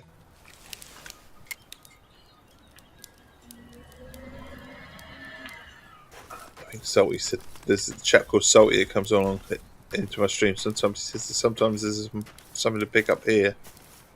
Some bait or something. Anyway, let's go back here. And go around the other side then. You're a new addition to the group. Okay.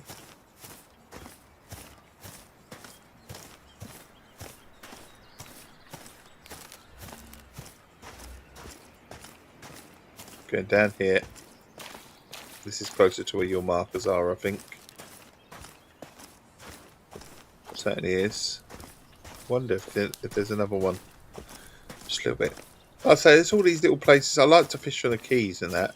Obviously going the wrong way now.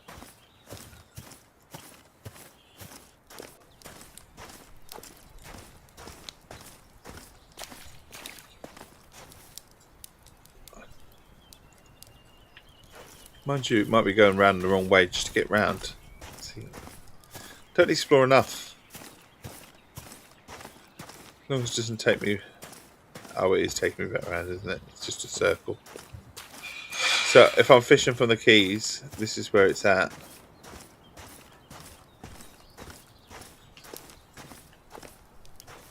Okay. Would make sense, actually. To be... Oh, more marks. More marks gladly received. Thank you. Right. Now the best one's all you got. Okay.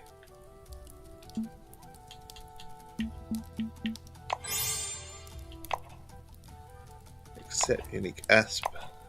Unique asp. Northern Pike. Still here? You just caught it. Shark, was it, buddy? Was it a shark?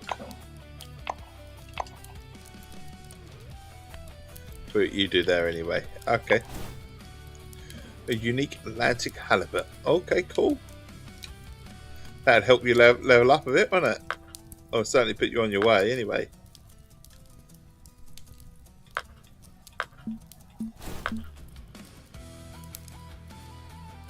$160k XP, yeah.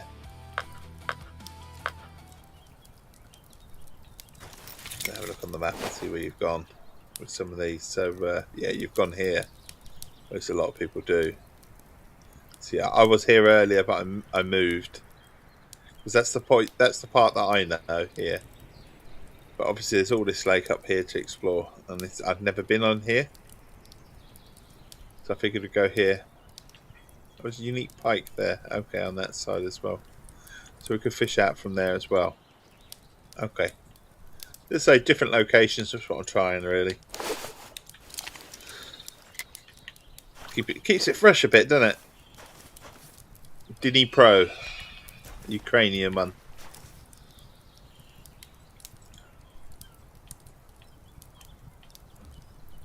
Just try new things. I will get my rod holder down eventually.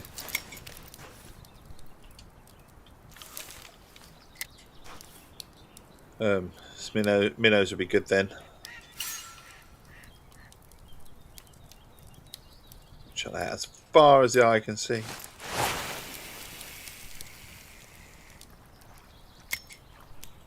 Yes, Tunks, what platform are you on, buddy?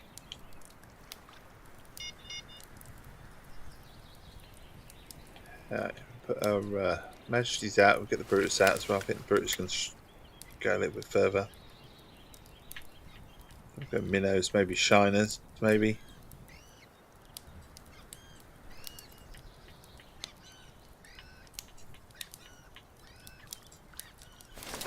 I say that.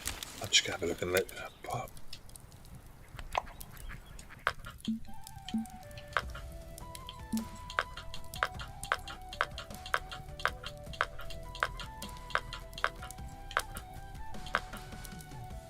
Pretty much grab anything, wouldn't they? Right, so Japanese, I don't need all that. I put more sea fishing stuff in there because I thought I might go sea fishing, but I ended up going here. I went the wrong way. Small minnows indeed.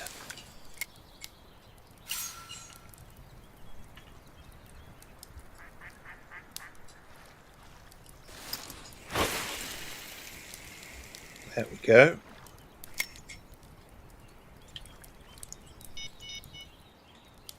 Try the carpet out in here as well. I don't know if they'll...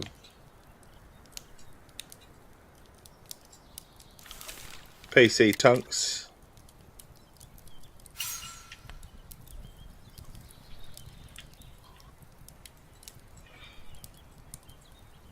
Try the carpet. Whether we get anything, I don't know.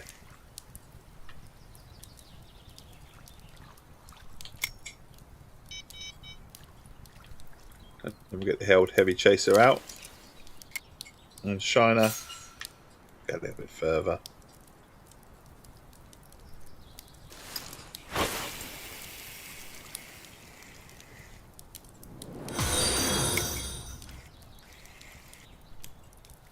Thank you for the follow, Tunks. Thank you. You make this chappy very happy. Stream daily from 6 AM BST to around about 9 AM BST. Sometimes we go longer. Sometimes we go shorter. Tomorrow, unfortunately, I won't be here. I am a family guy. And tomorrow, I'm busy with my kids and my lovely wife tomorrow. Even at that time, I know, crazy.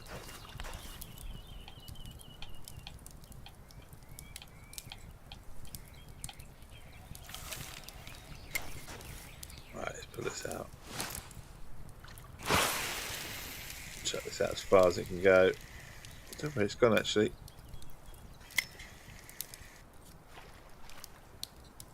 Oh, 2-0. But it's gone right in the weeds, and I don't want that, do I? That's fairly silly of me.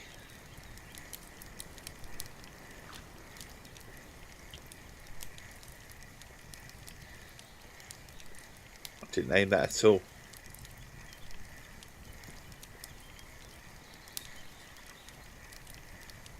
Out we come. Come on then. We'll recast that on.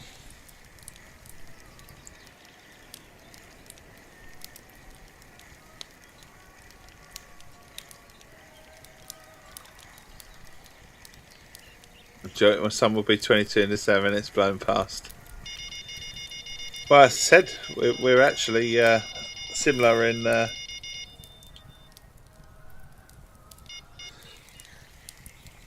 sort of. My eldest is 21, and then I have a 14-year-old, a 16-year-old. So yeah, I know what you mean. They're all time flies, doesn't it? We used to have, as me and the wife put it, we used to have sort of 45 in November. Again, well, again, close-ish in age, edging towards 50, but.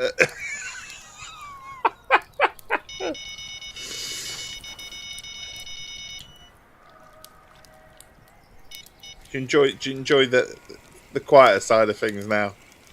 I think I have recently. The more of the last few years, I've really enjoyed closer than I like to admit. Yeah.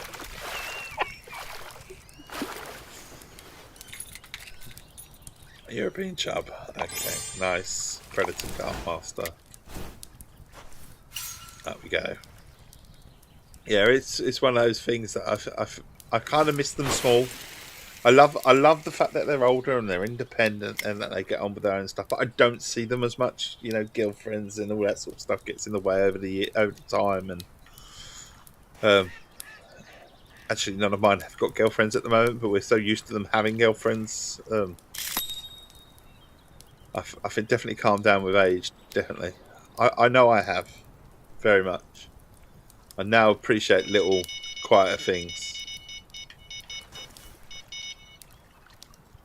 I'm very much big on my. Oh, I put that down. Oh, what prat! I put it down as I got a bite, and when I went to pick it up, I lost it. I much enjoy things like the National Trust and English heritage sites and stuff like that these days, more than. Should we say more than I ever thought I would?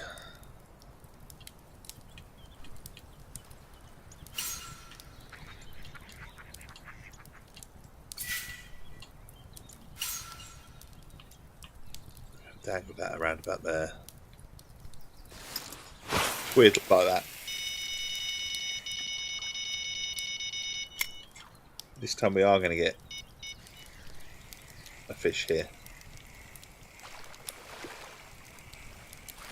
Even though it's the wrong time of day.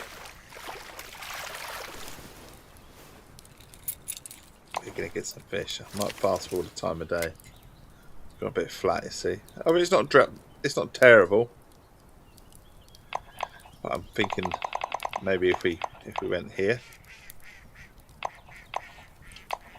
How dark is it going to be? Not atrociously dark. Okay, that's all right then. Sometimes it gets really dark, doesn't it?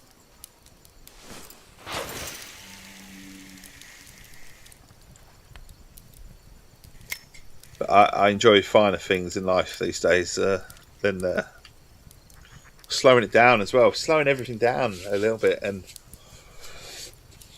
I suppose, see, I'm very fond of like the Norfolk Broads and hiring a boat for a week or two on the Norfolk Broads. Done that a few times. Really, really enjoyed it. The whole family working together, you know, sort of thing. Quietness of it all. Cut off from everything as well. Even the internet and things like that. Appreciated it more when you were younger. Oh yeah, I know what you mean. The thing is just work, isn't it? And it's that adjustment to being a dad and whatever. Ooh, both rods going. Which one do we choose? Actually, I don't think both rods were going. I think it was just the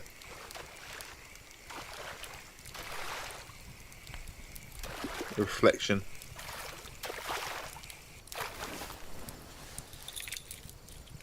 And have a European shove.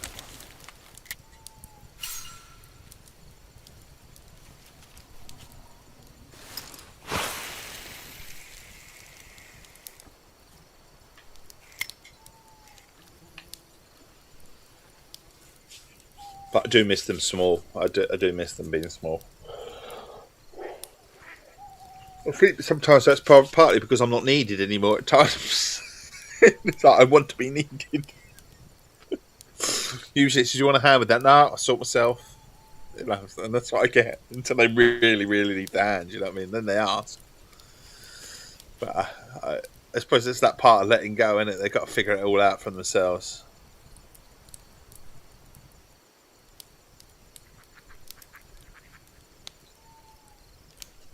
So that's the part that I struggle with the most, actually, is the letting go.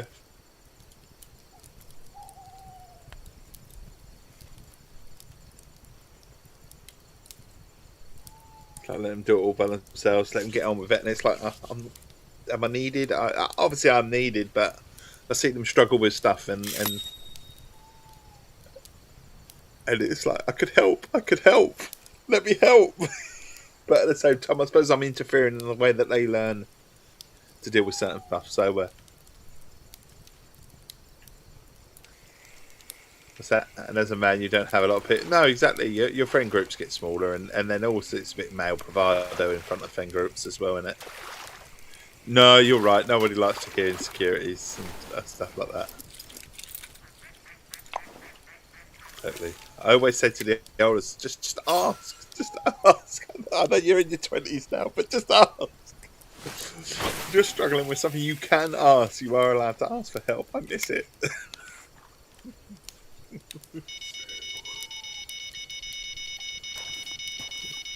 It's got to be the first one, isn't it? I could get this wrong. It's not the first one. It's the middle one. It's the next one. I'm probably lost them. No, I've got it. Do you know, I'm trying to work out what's harder. I think at night it's harder to see the alarms. I thought it would be easier to see the alarms at night. It's actually harder because they flash. What's what? Trophy European chub. Well, I'm getting a lot of European chub, that's for sure.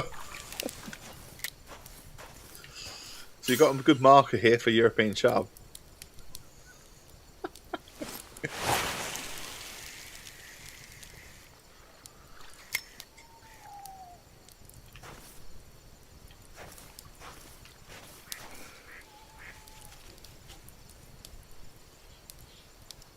Turn your light off at night. I suppose that way that would help, just to see the alarms. I suppose that would help, wouldn't it? Good tip.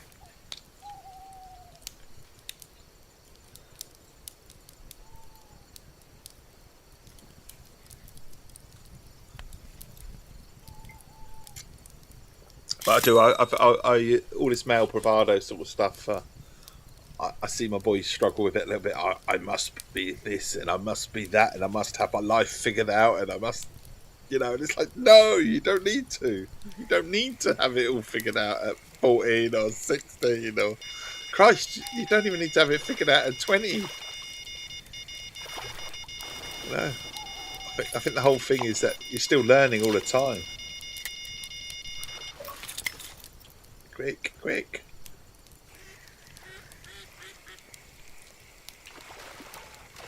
That's what I said. When they asked me, I said, well, I don't know how to be a parent over 20-something. I've never been a parent. I'm figuring it out. I'm still figuring it out. Life you figure out as you go along. You don't have to have it all mapped out. People change jobs, careers, all the time. People go back to college, don't they? Learn in their adulthood and stuff like that. It's not about figuring it all out and straight away. Sure, get a steady ground and steady sort of thing on your feet and whatever, but you don't have to have it all figured out. It's hard on the younger generation. I believe it's very hard on the younger generation. Because I don't think when we were growing up, we had to... I mean, don't get me wrong, there's always you must provide, you must do this, you must do that. But I think they've got it harder with all social media, everything being chucked in their face the whole time. I mean, I'm just trying to figure out. I don't care anymore, so that's my. I'm all right. You know, I'm a person that, luckily, I can hit that pillow and fall asleep. I know a lot of people aren't like that.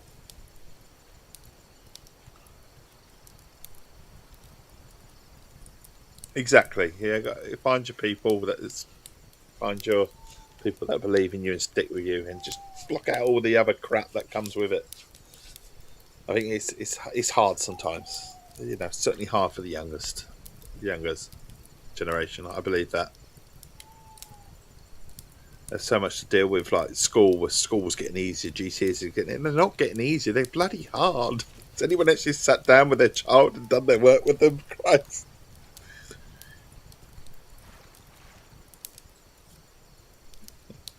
I, oh, I think so. I think so.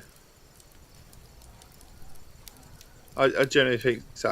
I think we're caught in between. It's in your 40s somethings and whatever. You're caught in between an age of sort of computers. You're caught in an age of gaming, if you like. You're caught in an age of social media. You're caught in an age of we knew what came before, you know, and we were at the heart of what was coming, what was being built in terms of technology.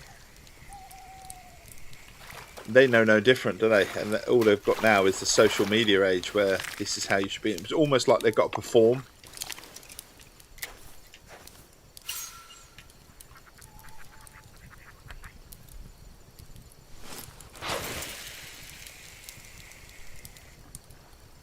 So I've got a mate with a sister. Obviously, we're both happily married and sort of married 20 odd years. But it's not 20 plus years, should I say? It's a lot more than that.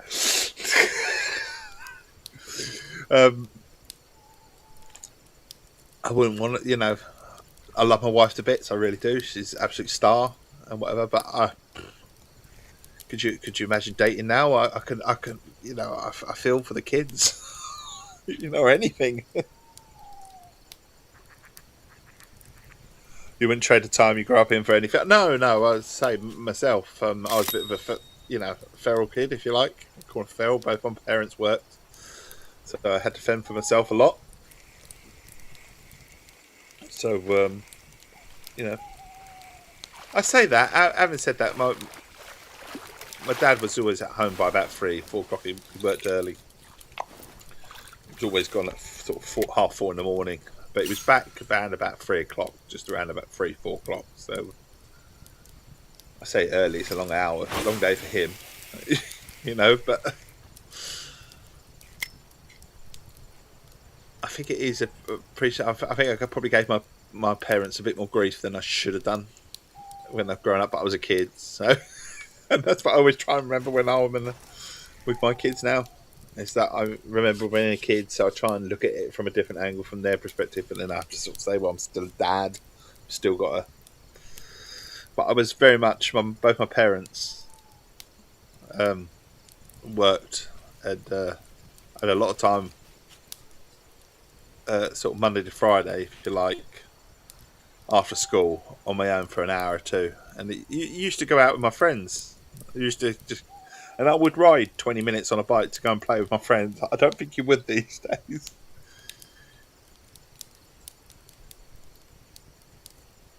I think so. I think it is. It is at the time you don't. There's no responsibilities. There's no. That's what I always tell my kids. And in fact, I've told my middle lad who's will be finishing college at the end of next year, which is crazy. So then he was saying about, you know, talk about going to the Navy and stuff like that, and he's sort of interested in doing that sort of thing, which I fully support if that's what he wants to do. But I did say to him, make use of free education as well. You still would have another year of education free. Make use of it. Find a course maybe or something like that. The responsibility, once you come out of college and stuff like that, the responsibilities straight away, they do come.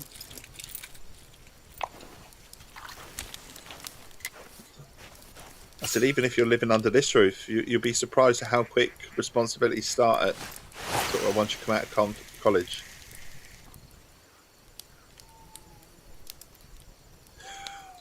I think so. I think you're right. You can try and tell them and sort of like gear them up for it, but it's like you say, some points they become aware, don't they? I think secondary school as well is a big thing. You try and get them to revise, get them to revise, get them to revise. They just don't. Certainly boys, they don't want to know. And then all of a sudden it just snaps. It's just, shit, I better revise. I've got my whole, and then all of a sudden they get into it. I remember my eldest at school. He's just passed a degree, by the way. He's just got a degree in history. So congratulations to him. But I remember him when he was at secondary school, and he would not revise. He would not revise at all. He was like, "Nah, don't need to revise." He was trying to get it into his head. We'll revise. And then obviously something snapped at him because it was Christmas time, and he would have been in year 11, so it was Christmas. And then all of a sudden you just didn't see him, and you sort of like see him, what you up to? And he had his head in books, and he was just, from that point it mattered for 3 or 4 months solid. The revision on him, it just suddenly clicked. I need to revise, and it did the same with the middle one as well, to a degree, until he got a girlfriend right at the end, which was probably not the best time to discover someone that you're really, really fond of, and want to spend every moment of the day with. Just as you're about to take your GCSEs. Mate, come on. Wrong time. She'll be there in a week or two's time, in a few weeks' time. But like you say, you try telling them and then try and get them to listen is another thing.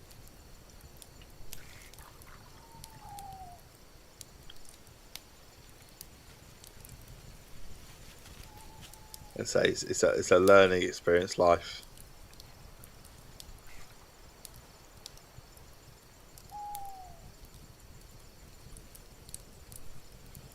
Definitely a learning experience. And a roller coaster at that.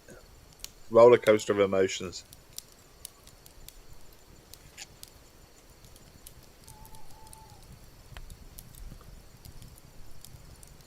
Exactly. As long as it happens at some point and you get a positive result, it doesn't necessarily matter in the long run, does it? Nah.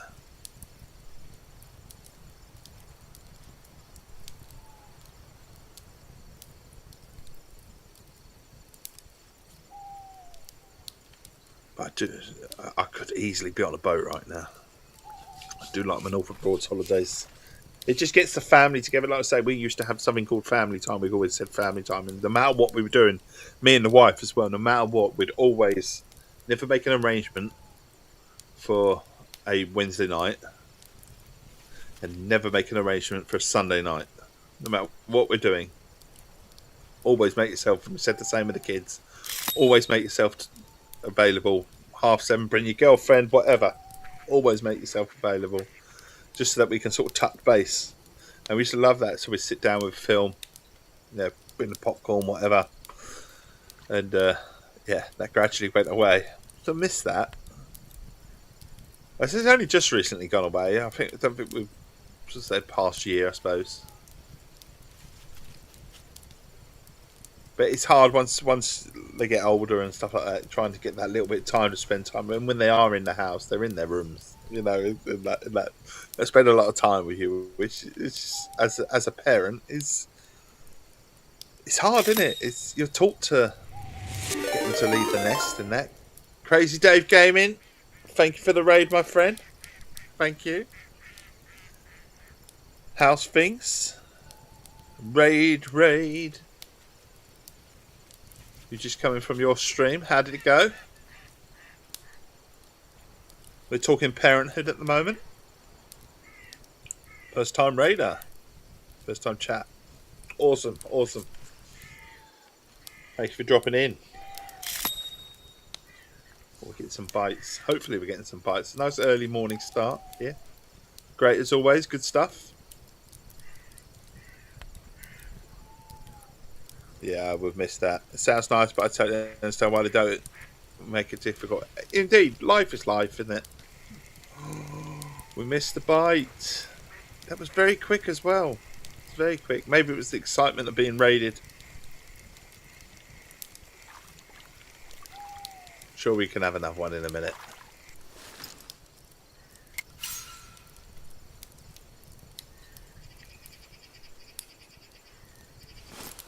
go. On the old Brutus. Should we all keen fishermen here?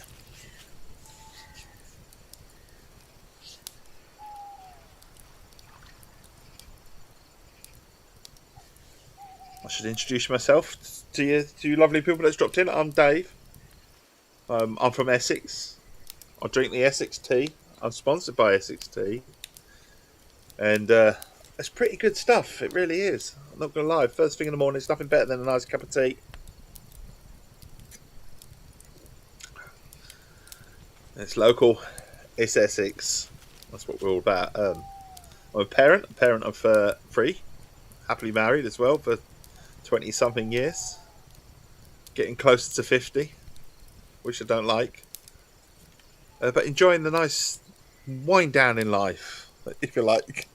And I do find this game is absolutely amazing for just a pure chill aspect.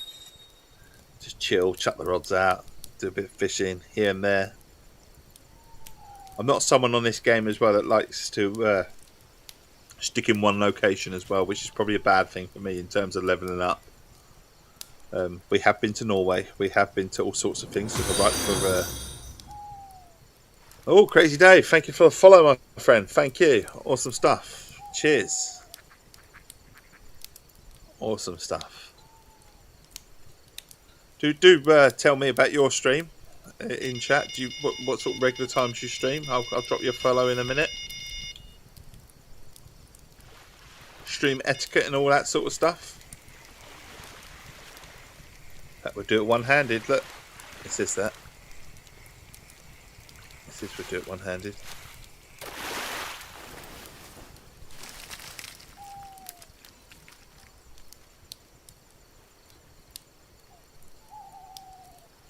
There, we've got a trophy European Cup. I told you, Trent, this is your...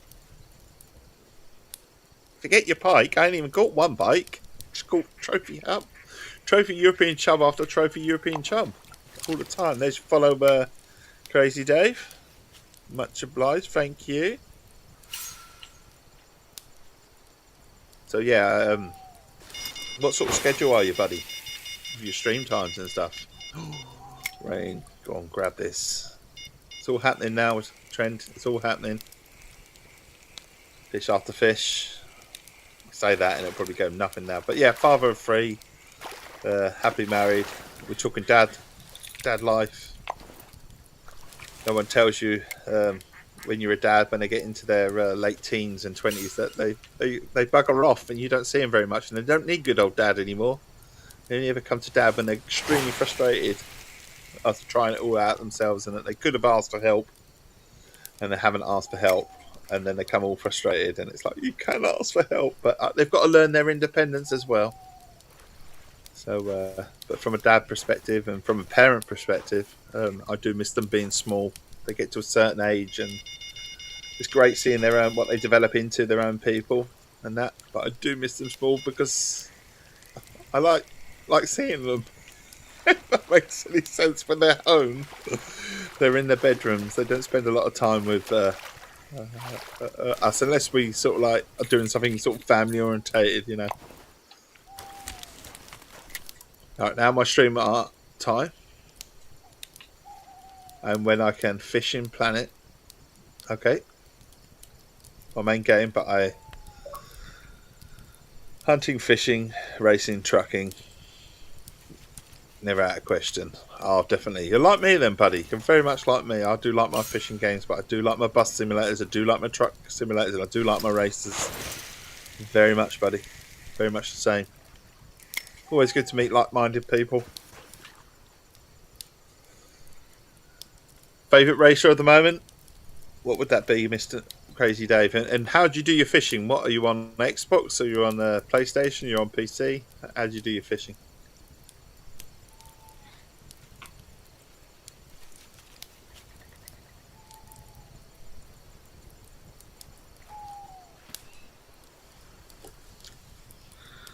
Do love a bit of Forza Horizon. I always love the Forza Horizon series, but I do love a few others racing games.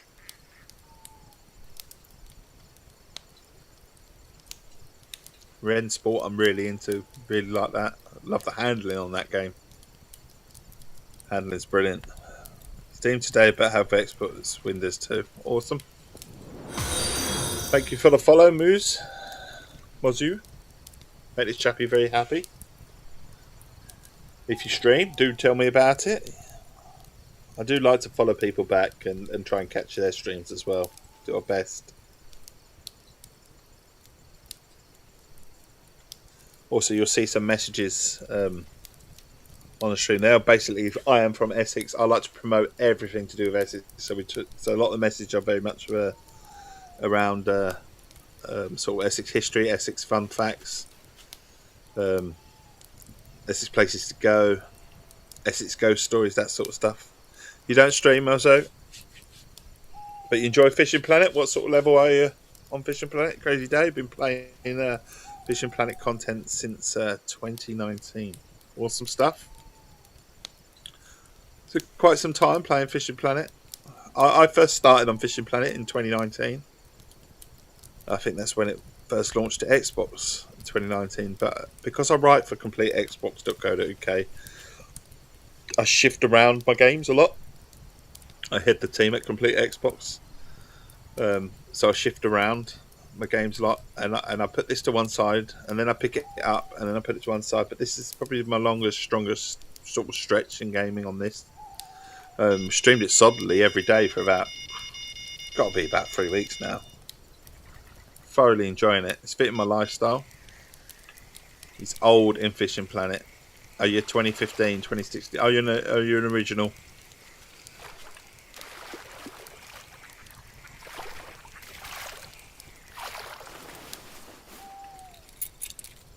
Never eyed.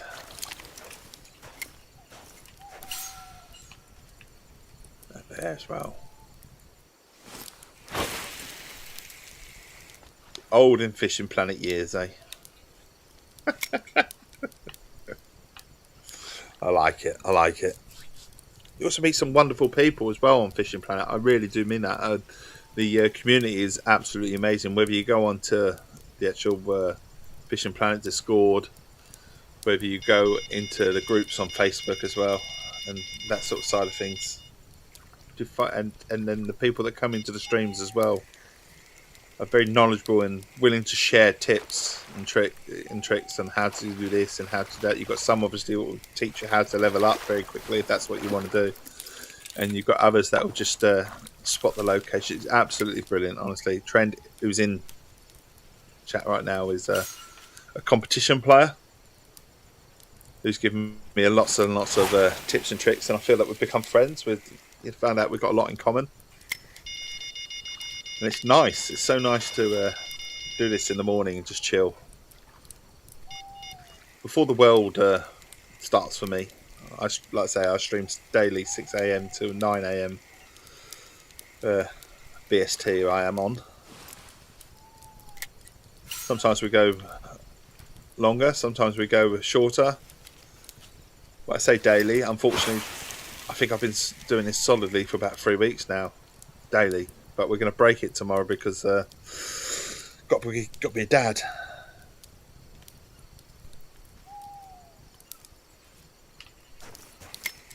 Got to be a dad tomorrow, and a husband. Really, I just want to say I'm not a dad and a husband. I say we all live under the same roof. We all love each other. Just everyone is busy with life, and my quiet time is this sort of time partly because people are in bed and doing or they're doing their own things at this sort of time in the morning. But yeah, tomorrow morning we're out early as a family, if you like. So should be interesting. Should be interesting. We're off to Dover Castle tomorrow. That's the plan. Out on our trekkies.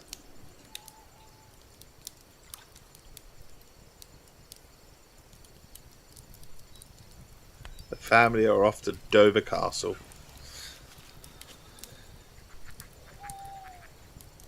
Like I say, we're all about national trust and British heritage. I'm very fortunate. Obviously, I love history. I love my boats and all that sort of stuff.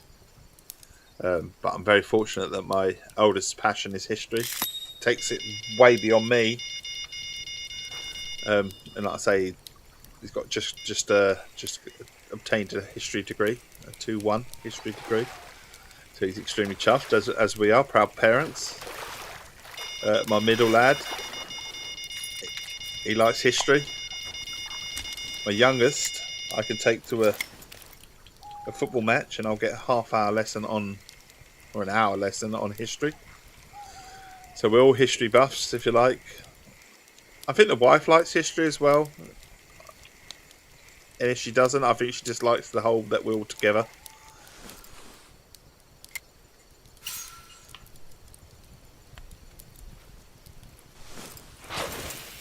So it's all good about being together in it, and so that's what we're doing tomorrow. So unfortunately, because it's a bit of a trip,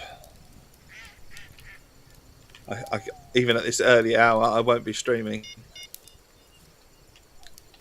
So I break my streak, my own streak, if you like, of streaming consecutively. But you know, I'm lucky I can stream consecutively because it's the sort of time. Like I say, the real world starts for me at 9 o'clock, Monday to Friday. I haven't got worried too much. Sometimes we can go a little bit longer than 9, but we always say 9's the cut-off time because, you know, the real world, if you like, for me, begins. And it's also lovely catching some of you lovely Americans as well, because I appreciate it's very, very late for you.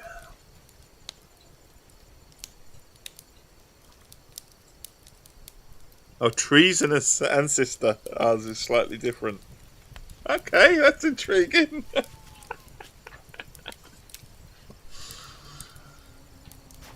I think one of our family members dated us back to George Stevenson, but I don't know if that's incredibly true. But it might be. It wouldn't it be absolutely fabulous, the inventor of the steam train? But I don't know if that's true. 100% true. So maybe there might have been a leap there slightly to get there. I don't know. But that is what ours is. Which is kind of cool, the inventor of the steam engine and all that sort of stuff. I remember remember again when the kids were small, they had to dress up as a character from history, or a famous person, and then they had to do a little presentation. And all three of mine have done George Stevenson. I don't even know if it's 100% true. It could be. It could be. I'm not going to dispute sort of like older generations in my family, but I don't know. There might have been a leap there somewhere to get to George Stevens. I don't know. 2 family members insist that they've done ancestry and all this sort of stuff, and that they've followed it all the way to George Stevenson. But you know, there's still a huge question mark for me on that one. I don't know. I've not done it. I don't know. And they're talking about the locomotive. Oh, yes. I maybe dispute it slightly because I just think it's a bit far-fetched. But I don't know. I've not done all the ancestry side of things. But 2 of the oldest generations that do ancestry and stuff like that in the family, on different sides of the family, have managed to trace the link to George Stevenson. So I don't know. There's obviously a close link there somewhere. Whether they jumped the link to make it true, I don't know. But there's somewhere along the line it you know. Can you ever be 100% true with it all? I don't know. Fun thing to do. Maybe as I get a bit more boring in life, maybe I'll trace it myself. I don't know. But I am enjoying getting a bit quieter in life. I must admit. Have we got any real life fishermen in the game? Wrong rod, Dave. Wrong rod. That's it. got a fish. Got a fish. What is it? What we got?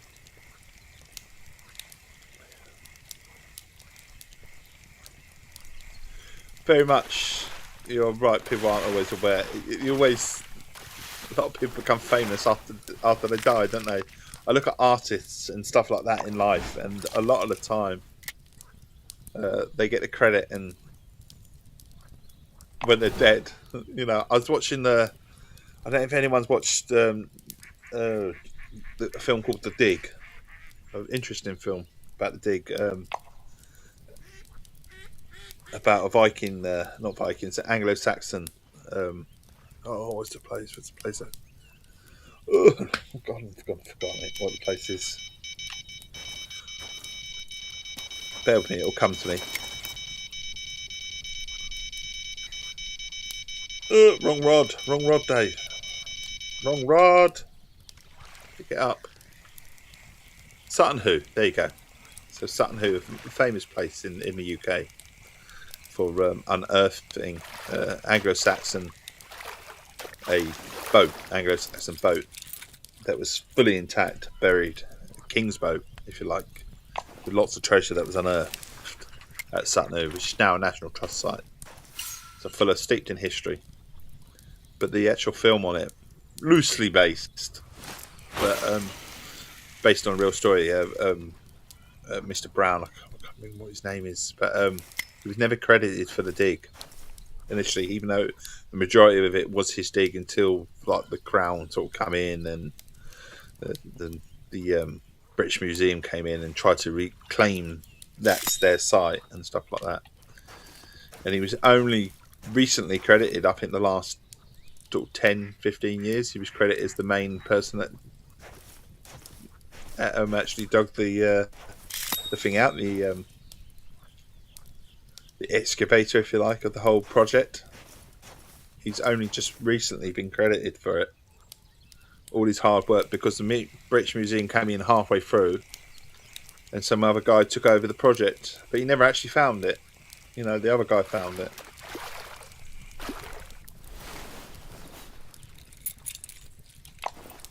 But to this day, his name on the plaque now at the British Museum where the treasure is found, and the discovery, if you like, all the information about it all. I think his name is Benjamin Brown. I think off the top of my head. But he was never credited in life, and that's a bit like,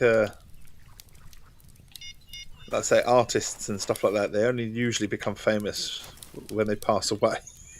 Which is like, it's quite bad, isn't it, really?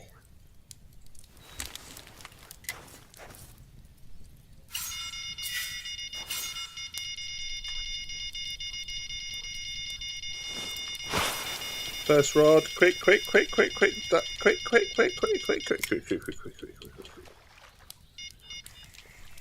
Oh, timed out. Bait lost. Wasn't quick enough. Is it me, or just in this rod holder, the baits, they just don't seem to last very long with the bites? Sometimes when I've got a standard tripod with no bite alarms or anything like that, they last longer, but maybe it's because they don't actually, you see the bite developing, I don't know. Which you don't in the rod holder. Maybe it's that. Oh, no, that was just me putting it down. Got excited then for a second.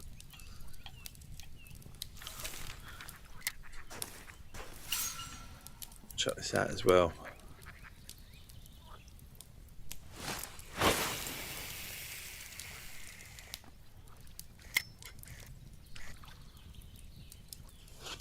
So Her Majesty is now out.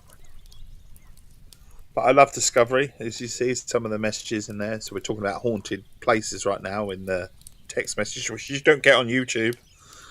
Which is why I always say predominantly this is a Twitch stream, because there's so much more to the stream on Twitch than there is on YouTube. Also, YouTube, it's what, 20-30 seconds behind, maybe probably closer to 30 seconds behind. So sometimes people think that I'm ignoring them, and I'm not. It's just that there's that 30-second delay. So I do apologise if anyone thinks I am I'm not answering you. Sometimes it might take me 20 seconds, 30 seconds to realise you got a message on YouTube, because the way that I have my setup, I have my Twitch setup. I have a Twitch stand with my phone in. That is usually for my racing setup, because that literally is right in my face, so I can see without being on camera. The phone on camera, I can actually see the messages and I can read as well as drive, so I can hold a conversation whilst racing usually. And then I have the laptop in the middle, which is the main brains of the operation, if you like. And then on the right hand side we have YouTube, and YouTube is slightly out of my eyesight, if you like. Slightly, I can see it. If it moves, I see it, but sometimes when you're busy racing, driving trucks, fishing, even you'll be surprised how much I miss when I'm fishing sometimes. That the YouTube is slightly comes second, and it really shouldn't. So we tried shifting it around yesterday, where the YouTube was in the middle and my laptop to the right of the brains, but then I found that I wasn't able to do this and I wasn't able to do that on the laptop so easy. So we've gone back to our original setup. So, but unfortunately, I just don't always 100% see the messages on YouTube as quick as I should. Although I do try my best to have a little look around as well. But like I say, there's the fact that they are 30-second delay as well, which doesn't help. So I do urge anyone on YouTube to come over to Twitch and experience it on Twitch. But obviously, if you can't, and YouTube is how you do things, stay where you are. Stay where you are. You are very much appreciated, as are you lovely viewers on Twitch. I say I do it to provide a friendly face, a friendly voice, a regular friendly face, a friendly voice, bit of conversation, first thing in the morning. And the wonderful thing that Fishing Planet is, it's not even just conversation, isn't it? The sounds on this game are absolutely awesome. You just turn a sound up and listen to the sounds, not necessarily my voice. I'm sure I'm quite annoying at times. We got a bite. Have we got one? Like I say, I'm not going to always be everyone's cup of tea. I understand that. I just try to provide a consistent, friendly face, friendly voice. And like I say, happy to talk whatever you want to talk about, but very big at talking men's health, men's anxieties and stuff like that. And like I say, I'm a parent. I've got to an age where I wish I'd never listened to all the voices, if you like, and because it's hard on youngsters out there, and I believe it's hard on youngsters out there as men, in terms of you're moulded into a certain shape, and this is how you should be, and this is how you and you know, you should have your life mapped out and everything mapped out at sort of 16, 17, 18. But in truth, we change careers all the time as adults. Some of us go back to college, some of us go back to even university, go ahead and do a university course and whatever. Life is forever changing. It's a roller coaster. Nothing's ever set in stone.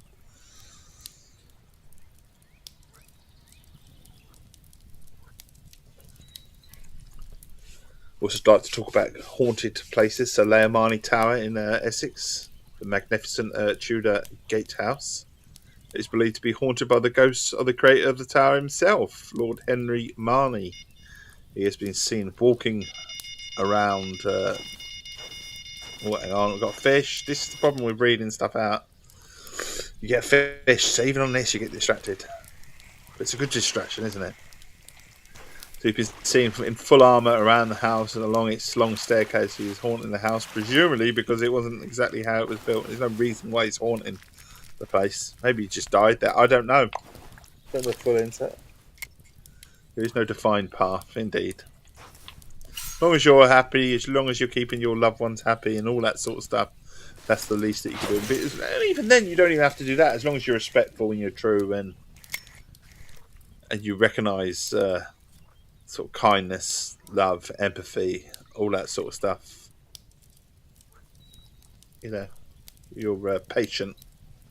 I think patience goes a long way, and the one thing that the younger generation haven't learned, if you like, and I don't mean to criticise, is that is patience as always, and I extend that from just TV, simple TV, waiting for your TV show to be on, waiting to download your music, or waiting for the top 40 to be on the charts, and using the old tape thing and recording it and stuff like that. Everything's available at the tips. Even going to the library and stuff like that to find out some information, you now have it at the top of the fingertips, which is absolutely a wonderful thing. They're magnificent tools, but the only thing is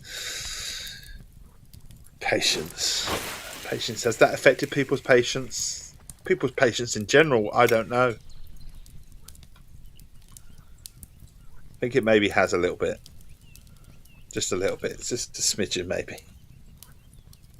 Like I say, it won't be everyone's cup of tea. I totally understand. And I'm quite strong in certain views and whatever. But I listen, always listen, and I would never judge or anything like that. Life is a learning. Everyone's experience is totally different. Everyone's journey is totally different. And everyone is still learning despite what they say. Unless they've been their age before or in some time machine or something like that. I always said that to my oldest son. I don't know how to raise a 20-something-year-old. Never done it before. I'm learning as I go every day. Man, it's bedtime for me, and I have enjoyed talking to you. Likewise, buddy. I'll see you next stream. Take care, Trent. Have a nice sleep, buddy. Appreciate any lovely... certainly appreciate Trent. It's been an extreme amount of help, and like I say, I feel that with very like-minded people, you get friendships and stuff like that. Oh, another bite. Which one? I'm not used to this rod holder, by the way. This is totally new rod holder, and we're trying it out for the first time. It's good that it's got bite alarms. It obviously hasn't annoyed too many of you. I have turned them down though. Definitely turned them down a bit. What sort of length have we got? 20. I'm going to go for 26. It's working though, isn't it? We're certainly getting plenty of fish here right now. Carp rod, not so much. Not so much on the carp side of things. But if you are viewing and you don't already follow, please do consider giving me a follow. This goes for the ones on YouTube too. It'll be a sub in that case, because they are free and they mean you might come back. They help me grow. They help me provide this sort of stream to more people as well. Surprising what a number can do. Not that I chase numbers at all. I don't, like I say, regardless of numbers in chat or followers or anything like that. I provide a stream every morning from 6 a.m. BST to around about 9 a.m. BST. Like I say, play a lot of Fishing Planet. I'm not going to lie. It fits my style of stream. It fits the fact that I can have a nice general chit chat. I can talk for Britain myself. Talk for Essex. But I just think it's a nice laid back sort of stream. A nice way to start the morning. Chat with one or two friends. See how they're getting on. Chat with new people. Meet new people. Swap tips and whatever on this particular game or whether it be something else. And just chill. First thing in the morning before the real world starts. So haunted places. The Fox and the Fiddler in Colchester. The Fox and the Fiddler pub is said to be haunted by a young chambermaid called Sarah. Apparently Sarah is a fun-loving ghost who has been known to play pranks on the pub's members or staff as well as the guests. According to legend, Matthew Hopkins, otherwise known as the Witchfinder General, was responsible for the death of Sarah. Trophy-eyed. Look. Plenty of fish here. We're getting plenty of fish. This time of day. 6 o'clock in the morning. Might move. Just might move. Might move to a different location. See how we get on, I think. Things are getting absolutely nothing on the carp rod. Oh, picked that up at the wrong time. Bait has gone too far away, so We're going to move. Do we go here or do we go here? Because the boathouse is quite a nice place to go here, and you don't have to get in a boat. There's quite a few carp around.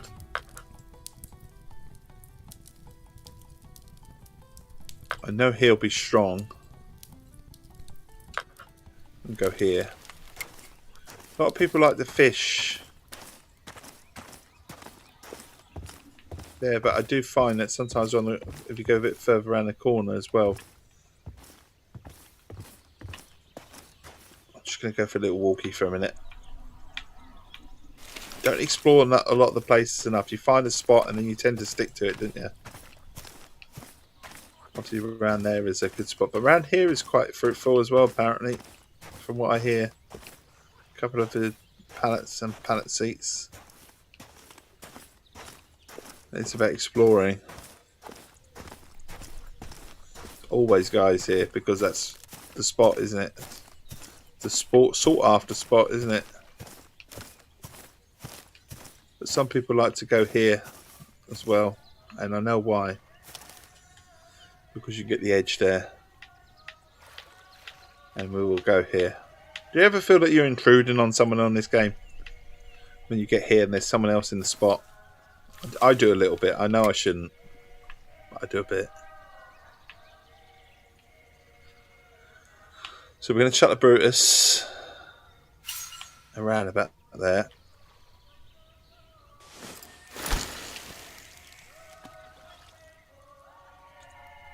I'm going to chuck that there.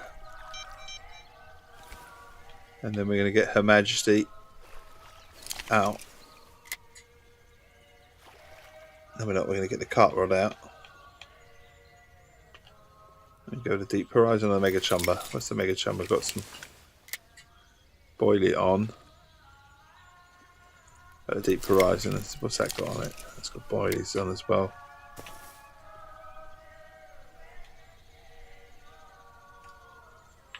I might go to corn.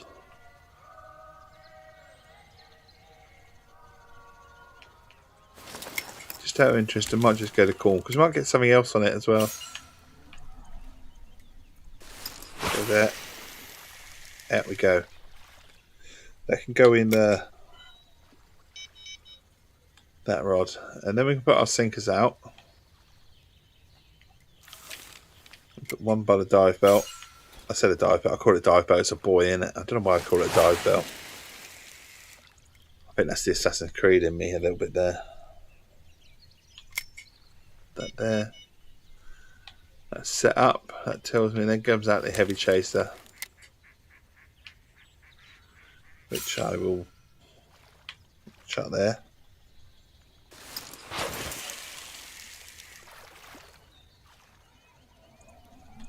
I'll put that in rod one. Pick up the Brutus. What we got? Out we come. A nice trophy European chub. That's all we seem to be catching. But that's all good. Got plenty of them. The backing rod holder. We'll get Her Majesty out. And we'll chuck Her Majesty out as far as we can. Around about there. Just playing with stuff at the moment. Trying new things.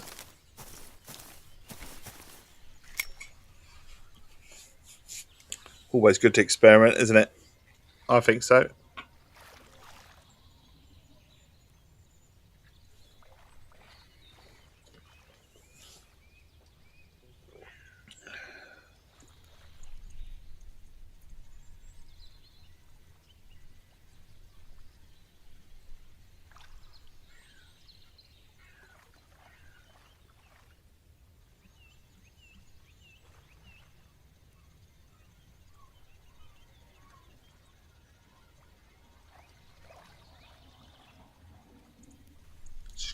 Bit quiet. I like the quiet sometimes. Like I said, I do.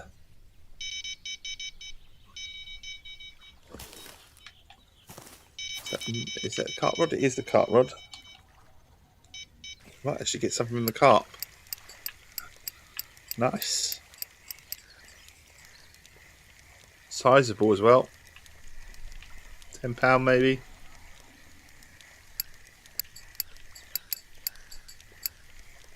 Want a bit of corn.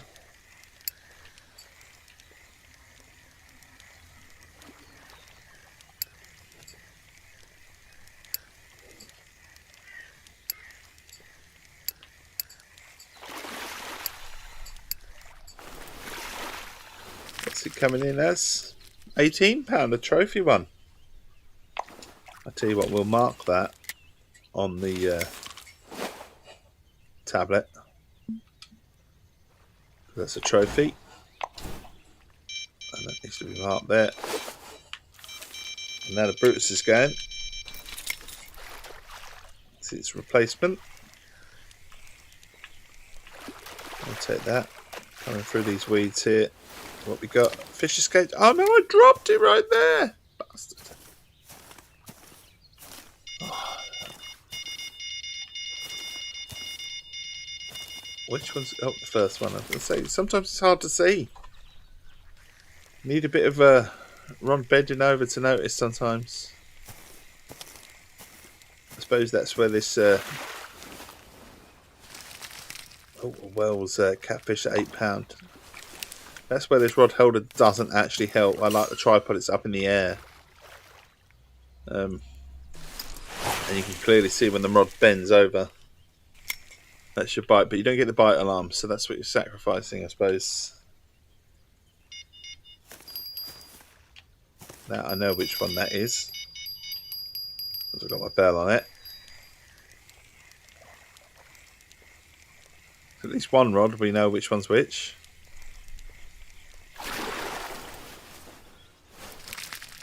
Nice Wells catfish as well, £13, just shy of 14.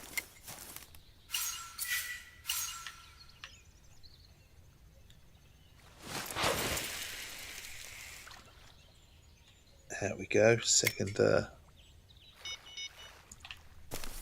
we get the carp rod back out on corn? That's where it was.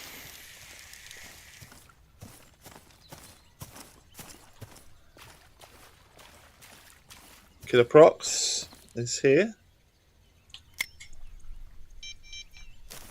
And then we'll is it the Majesty? No, it's the Brutus that we've got to get out. And put the Brutus back over here. Hopefully we won't lose it this time. Van Housen, I changed the ringtones on my phone. Okay, buddy. I really didn't know that you were going to be on for long tonight. I know, it's alright, buddy. I'm always on. That's the thing. Daily, I'm on from 6 a.m. for me, BST, to 9 a.m. BST. So about 3 hours stream usually. Sometimes we can go longer. Sometimes it has to be shorter. But it's daily. The only thing I say daily is that unfortunately we're not on tomorrow, because I am a bit busy tomorrow. Even at that sort of time in the morning for me.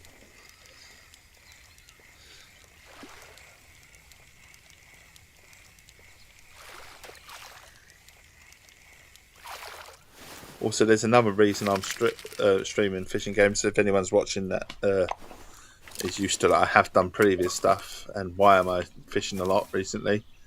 My hands hurt. That's the biggest thing with at the moment with me is my hands do hurt a bit.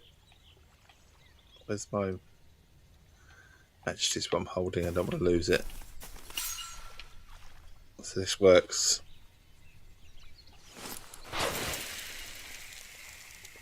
Your ears got colonised.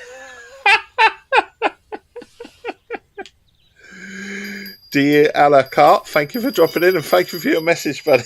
Honestly, you made me laugh. Good stuff. Good stuff.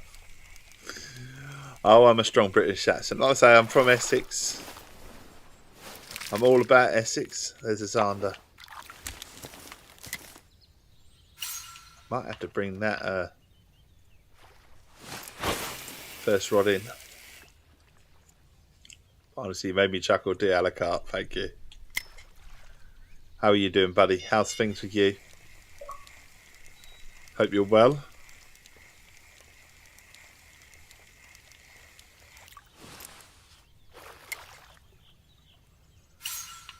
Right, chucking it out.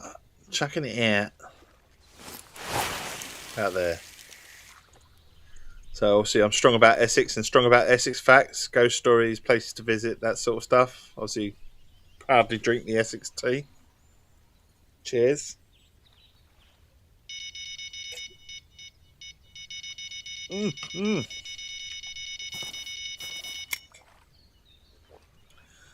Cart rod's in action, isn't it? Look, over there. Look at that for the cart rod, eh?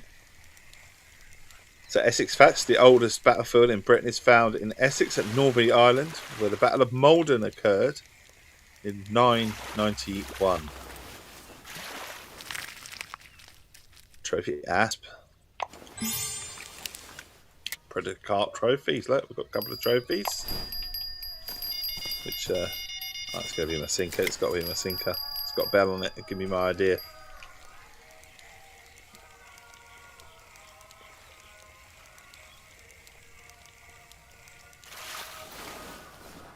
Oh, we got a nice young Wells catfish.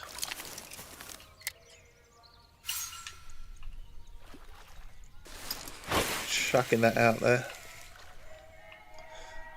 So yeah, we're on the road to hopefully, I say I don't track numbers, but it would be absolutely amazing if I could get to 1k followers. It really would. Someone asked me what's the goal with streaming. There isn't really a goal with streaming. The goal with streaming is to provide a friendly face and a friendly voice. And if I can just make one person smile, or I feel that I've been they've had a good chat this morning, or something like that, and I brighten the mood somehow slightly, then I feel that I've always done my job in terms of a streamer, if you like. I don't even call it that. I wouldn't even call myself a streamer. I'm just someone that just provides a friendly face and a friendly voice first thing in the morning.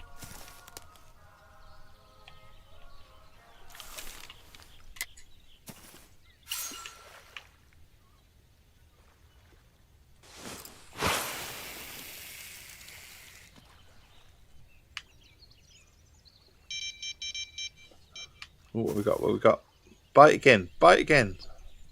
So I know. Flash. Flash.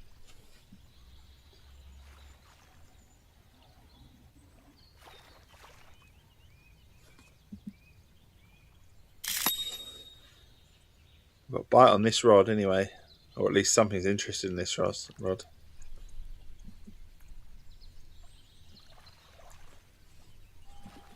Here we go. We're in business. We're in business.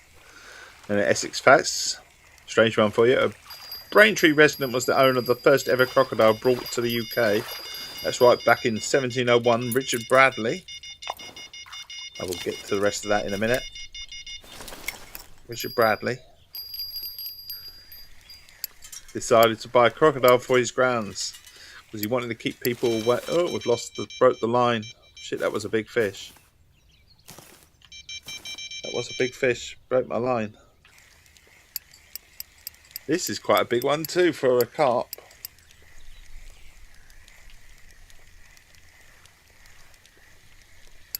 So yeah, he bought a crocodile to keep people off his land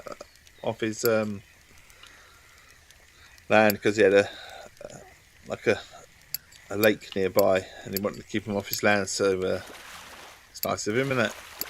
There's also quite a few venomous snakes in Essex slithering about. Danbury Common, to be precise. Not a huge fan of snakes, so keep an eye out as the common has the large population of adders in the UK. Trophy grass carp, 22 pounds. Nice. Let's chuck this back out then.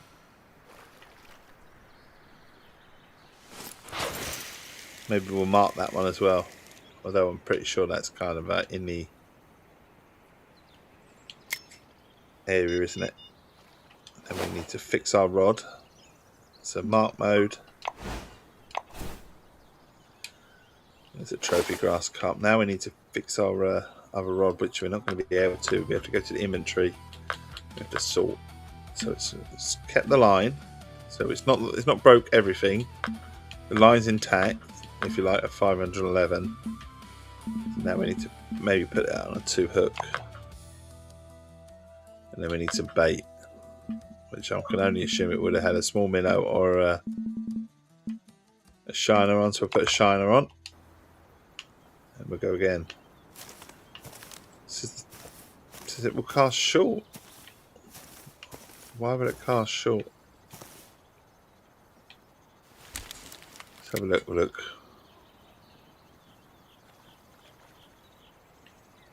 Maybe it's the one with the minnow on the end. So it's our heavy chaser. It's not our heavy chaser. Where is it? It just is heavy chasers. So it's none of those rods. Okay. We still haven't sorted it then. No. What's it missing?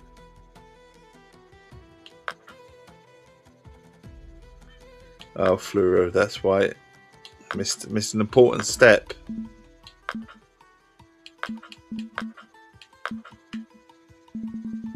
The leader.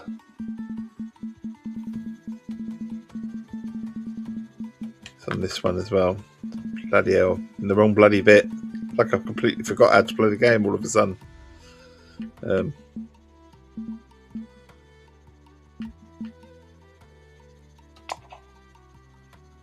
So why would it cast short? Oh dear, we haven't got the right leaders here.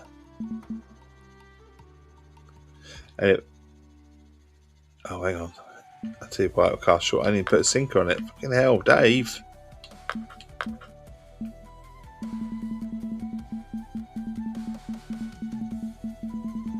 Would help if you actually finished the rod, wouldn't it, Dave? Optimal. There you go. That's better. That's better. Bloody hell. Honestly, sometimes I forget things on this game that I shouldn't forget. Put that in there. And now we can pull out our Majesty. Who seems to be doing extremely well over there. So we'll do that. And we're ready to rock and roll.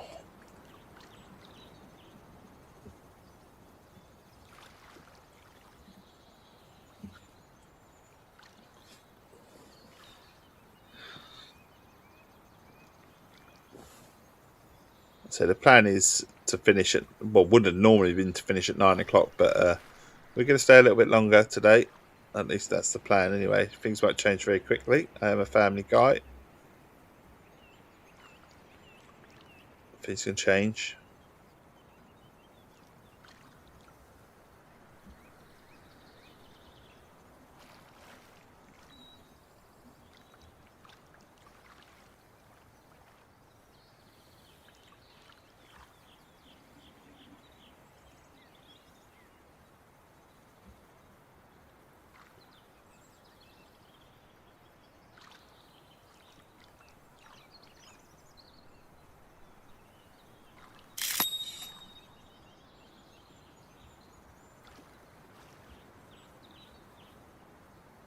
Back to Twitch. We say we've got a little bite. We've got a decent bite actually. This will be alright. Be a couple of pounds.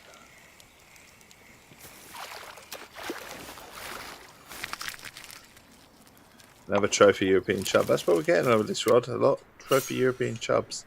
So I'm actually going to shove this that way because there is a marker over there, but I don't know what for.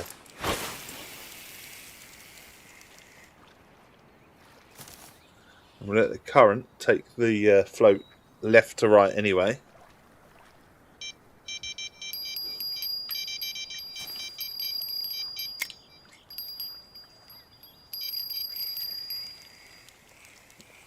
Fortunately, not the hugest of bites on this, but it's something. One and a half pound zander. Just goes to show how big that That bite was.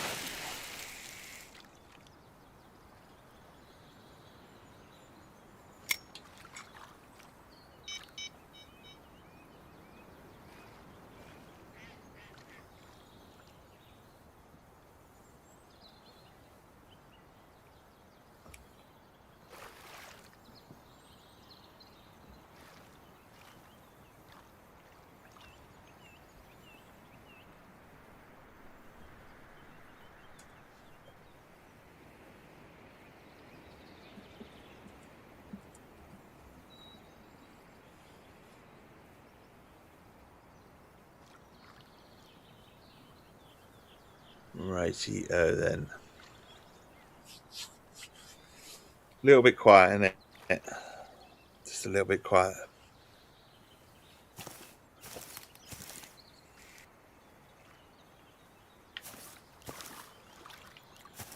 But sometimes you don't want to. Do you want a fishing simulator where it's just like bites every 2 seconds? I don't know. When you're playing me, I like a little bit more thoughtful. As long as there's bites that come on, and we don't get like a real life fishing experience, where sometimes you don't catch very little. You catch something. You want something for your efforts, don't you?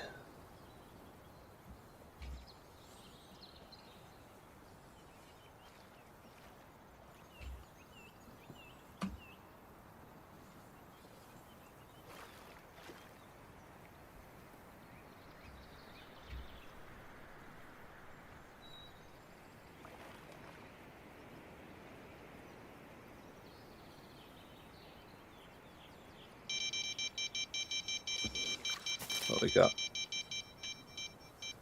Rod free.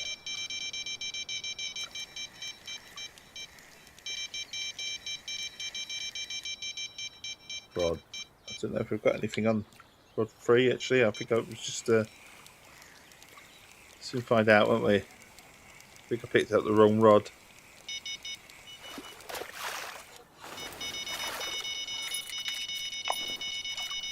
That one is definitely rod 2. And that's on a sinker. And now we've got the bell ringing as well. There we are. A short period of not catching very much, and then all of a sudden all the rods go at once. Oh shit, lost the line again. They broke the line. Again. Obviously uncovered something big there. I'm not even set up for on my Congo rod. So something huge is there. My Congo rod can do 81. The line that I've got, what line have I got on it? 53 pound. Okay, maybe the 53 pound is half the problem. What have we got in the box? We bought anything a bit stronger than that?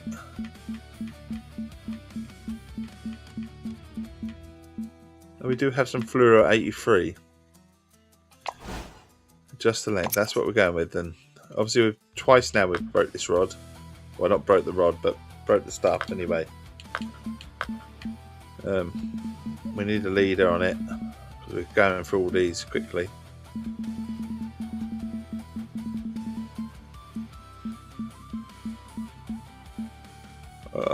That's a 79 pound fish.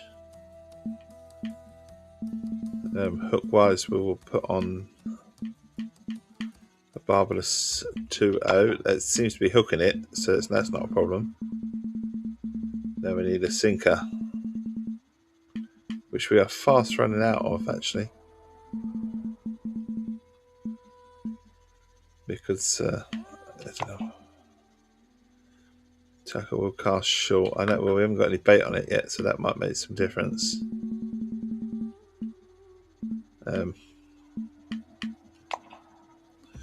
Optimal. There you go. Right, back in business. Back in the game.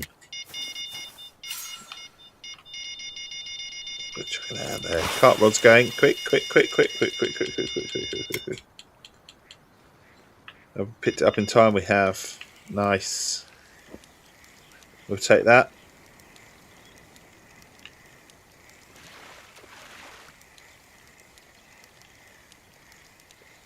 Now, hopefully, we can catch that monster again. It's obviously breaking my line. This time, we've got much better setup for it. Come on, carp.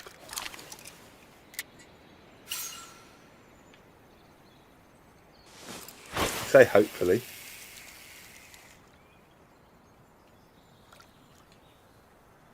Put it in there.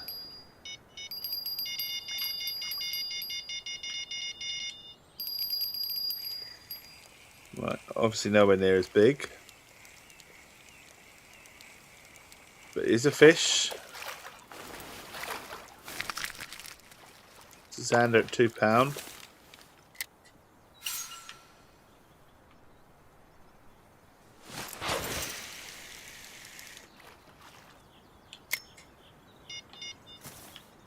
Right, so we've got our chase. We've got our heavy chaser here as well,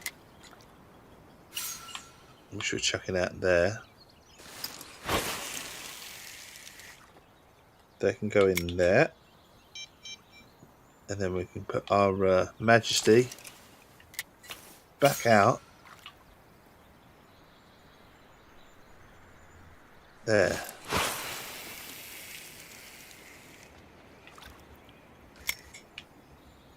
And hopefully, we'll get another bite.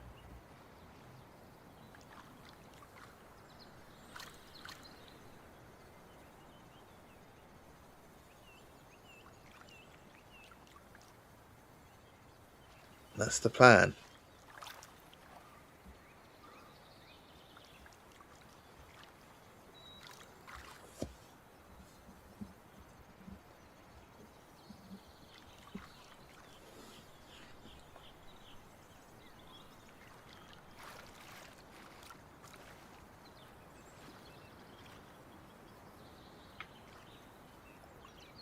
So a bit of excitement followed by quietness.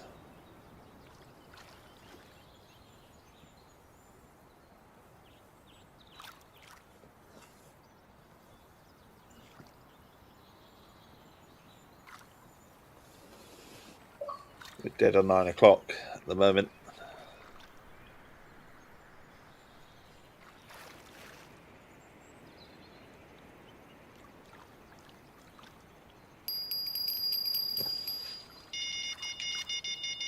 So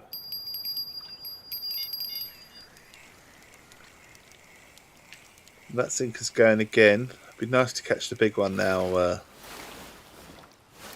I've sorted it out, but Xander's, we're happy with Xander.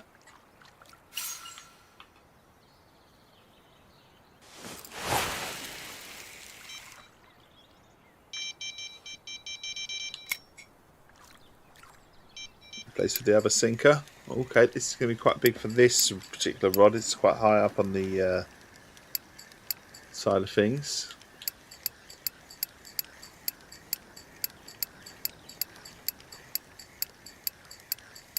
This rod isn't as strong as my other sinker rod, but it's coming in.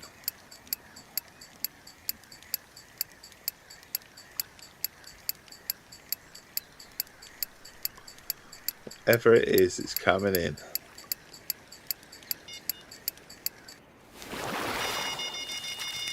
Yeah, a beluga, £97. Nice.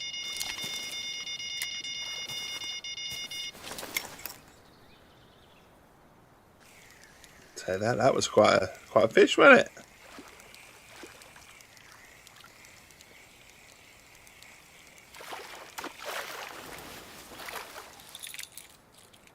And that's another European shove.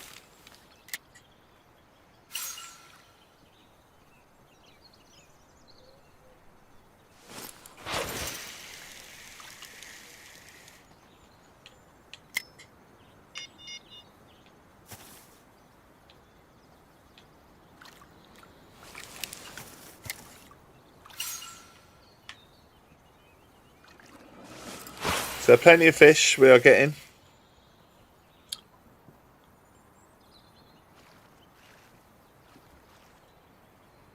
Essex Fats, the last hangings for murder, took place in 1964, however a few hundred years back. Stealing livestock was also a capital offence. Earl's Cone's Thomas Turner stole a horse and was executed in 1559, whilst Chelmsford's Thomas Lawrence was sentenced to hang in 1607 for stealing a sheep.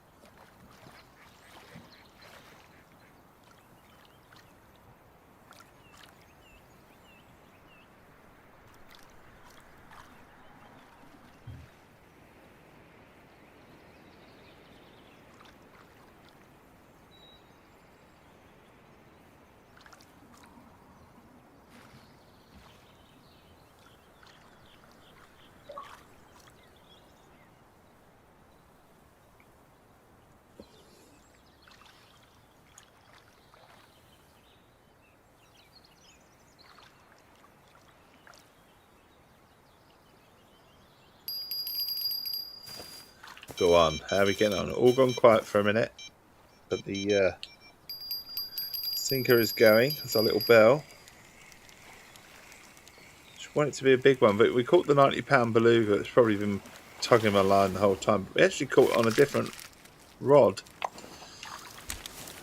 So I'm amazed that we caught it on that rod when it wasn't actually set up. But this one we are set up for big fish, and it struggled.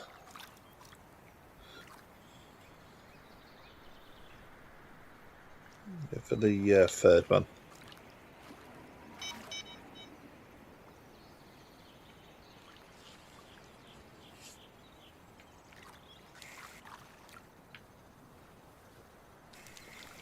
Been caught in the weeds here, haven't we? Right, third rod. This one seems to be pulling a bit more. Maybe slightly bigger.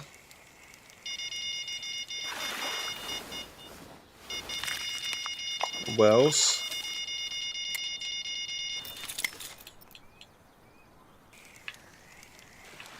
Put that out as well. Doing all right.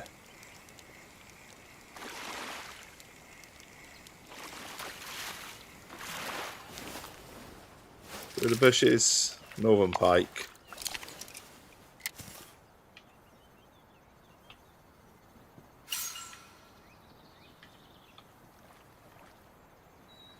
Check it out there.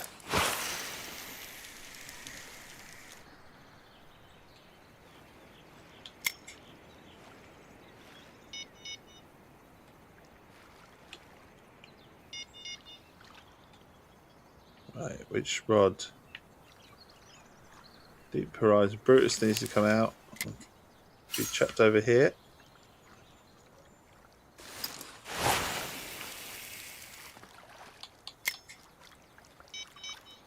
And then we need Her Majesty, I believe. Is it Her Majesty? Or is that Majesty's already out?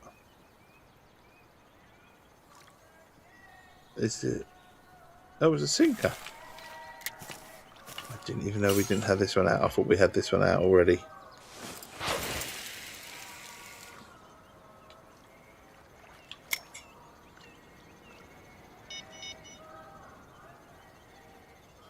We'll hold this one.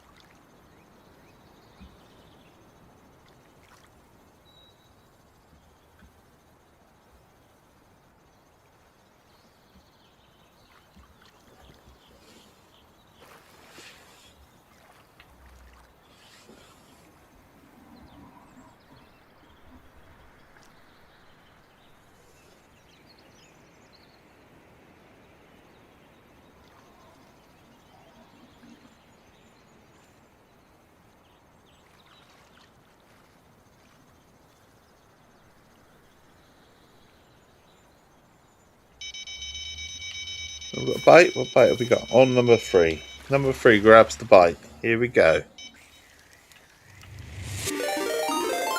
Tatty Duffy is raiding. Thank you for the raid, my friend. Thank you. Means the world. It really does. Make this Essex Tea drinking chappy very happy. I salute you. Cheers.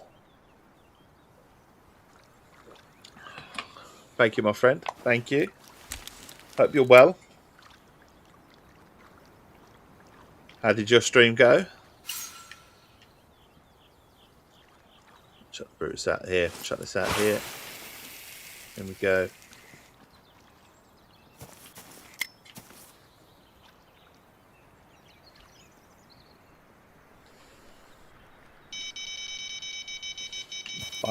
Bite on the third one.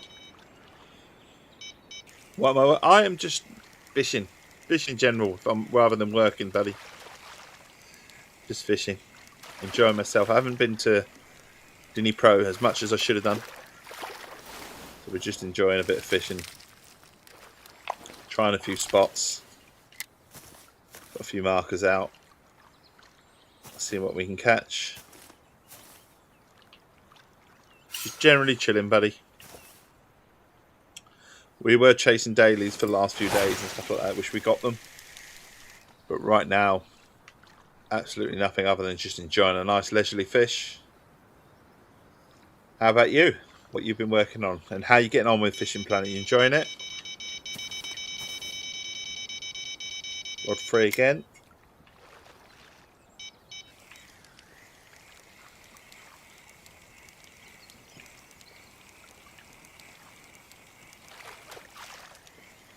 How long have you been playing Fishing Planet for Tatted?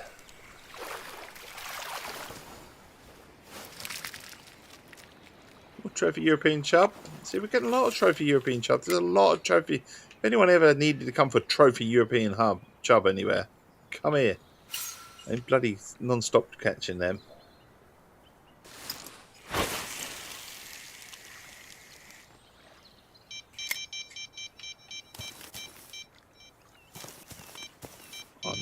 Yeah, bye. Multiple goes, eh? We'll go with this one first. I'll probably lose the one on the third rod in a minute. I'm going to try and grab it quickly, if I can do it quick enough. Come on. Come on, accept. Thank you. I don't know if it was quick enough. Oh, it's took it. It's took it. Yeah, it's fun today. Just been focusing on clearing low-end lakes to get full clears on each map in Marion right now. Okay, cool. Been playing off and on for like 5 years. Just got back into it. I've not long got back into it, actually. Probably been the last 3 or 4 weeks that I've got into it. Right, we can't get that rod out. No? Why not? Yeah, last 3 or 4 weeks I write for CompleteXbox.co.uk.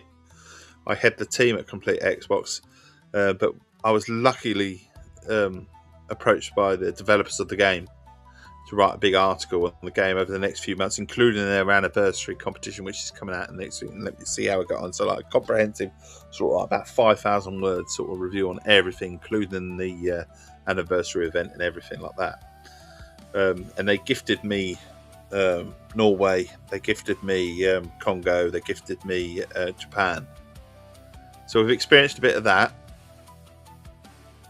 and now I've come back to doing just some general lake fishing and seeing how we get on. So I'm really, really enjoying the game. But like you, I've had about 3 or 4 weeks come back to the game after starting in 2019, have a bit here, a bit there.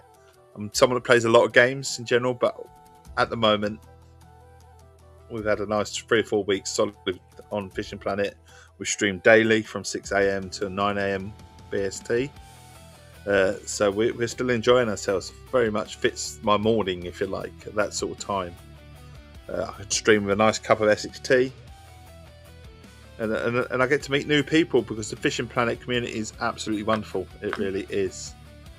So what we're going to do today, can we dismiss this? And I'm going to give you a quick follow because we like to follow back raiders and stuff like that. So thank you for the raid, and thank you. There you go. Follow sent. Anyone else that's come in off the raid that streams, please do chat. I do like to meet new people and if you stream, then I'll send you a follow as well, because I like to catch up with people from time to time. Fishing Planet community is absolutely wonderful, so full of tips. Also, if you're just lurking, that is absolutely fine. I didn't mean to sort of say that everyone come and chat. You know, lurkings are absolutely the game's sound effects are absolutely amazing. I love the nice chill game. I really do. So I stream 6 a.m. to 9 a.m. BST, but obviously I've gone a little bit over, and it's so grateful to receive the raid as well.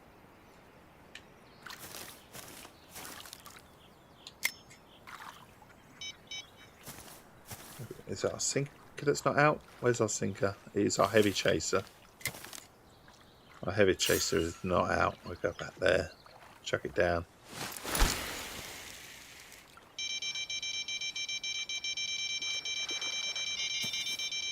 Right, that's that one. Brutus is going.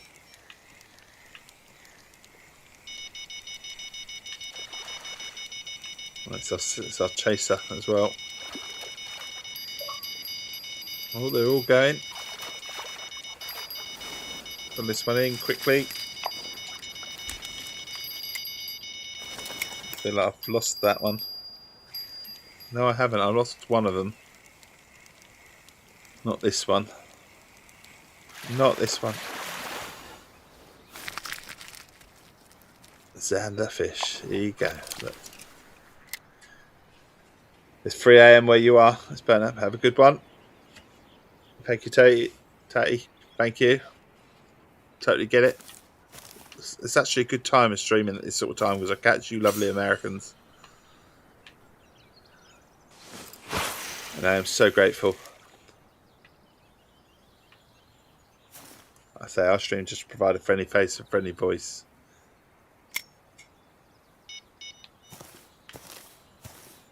And which baits have gone? I don't know which ones have gone.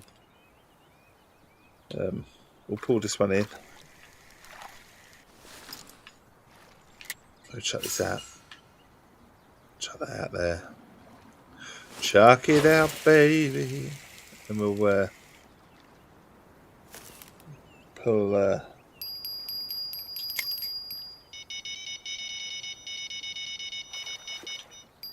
You know which rod that is? It's the old dinner bell.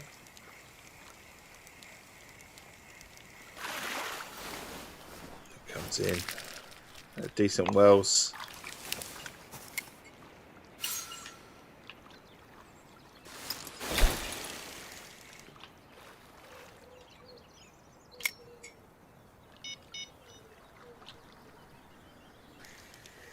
Pull this one in.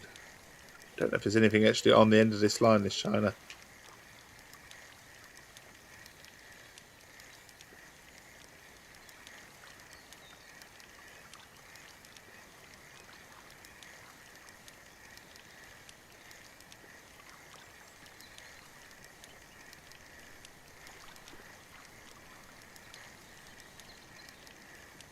Oh, what am I doing? I just realised I'm letting line out for a minute. I had it on reverse. Just feeling it in, thinking it'd be absolutely fine.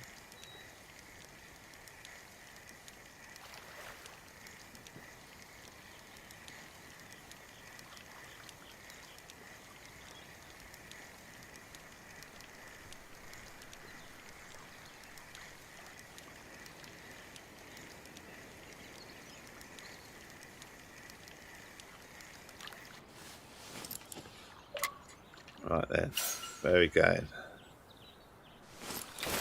Oh, no, bring this in. Got to bring this in quickly.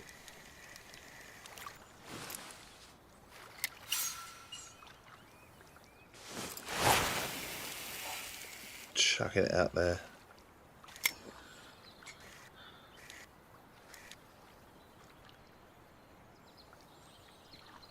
Touches the bottom.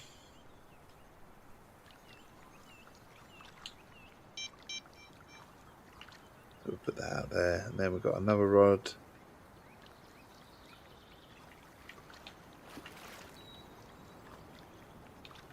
Which rod shall we put out? I feel like I'm missing a rod.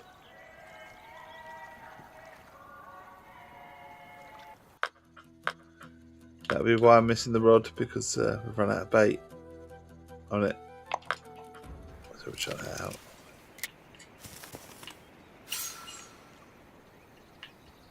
We'll chuck that over here as well. We're all ready to rock and roll. Hopefully we'll get a bite in a minute or two.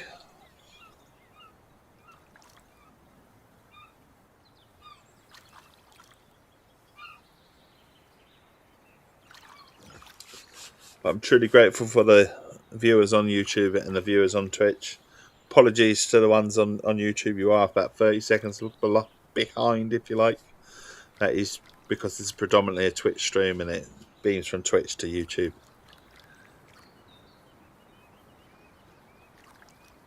I'm incredibly grateful for each and every one of you.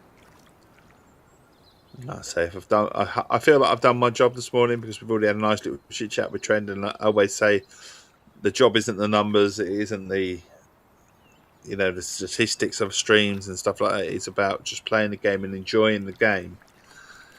And also the goal comes with streaming and stuff like that is to provide a friendly face and a friendly voice first thing in the morning in terms of the UK. And if I can chat with one person, just have a good old chat and chit chat, then I've done my job. If I've made someone smile, if I've given someone a bit of company, then that is my job right there. That is a successful stream. Nothing doesn't matter if you end up with 20, 30, 40 people viewing, subs, follows, whatever. As long as I've made someone smile, that is the goal at the end of the day. Provide a bit of friendship or companionship. That is the goal right there. That is what it is every morning I wake up. Why aren't you flashing? Why you are flashing? It's just rod number 1. I actually thought it was rod number 2. Do you know what? It didn't move that much for how sizable fish this is. It's not huge, but it's not bad neither. It's going to be a nice carp around about 10 pounds, I think.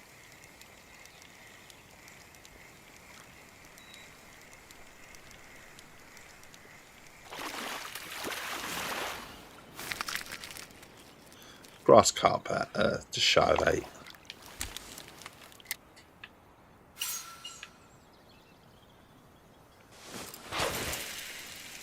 We're chucking it back out there. 2 in on.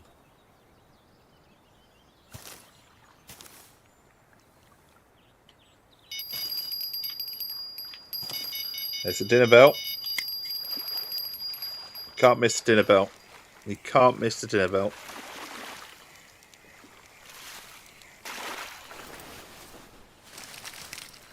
Nice trophy northern pike. Look, there you go.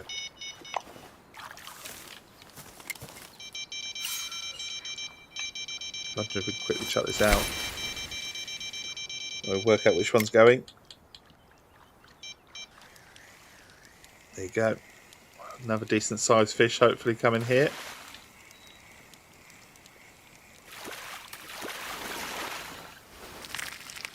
Another northern pike. So the pike are biting.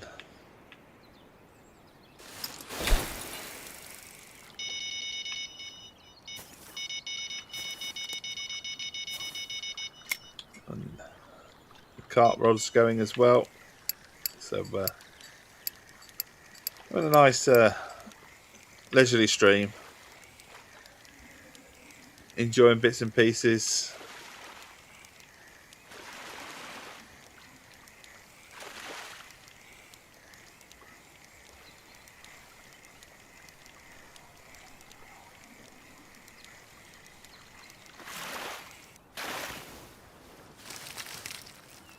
Come on, carp.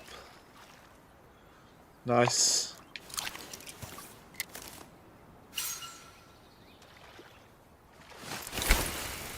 Chuck that there. Put it on sweet corn. It's not normally where I put the carp rod.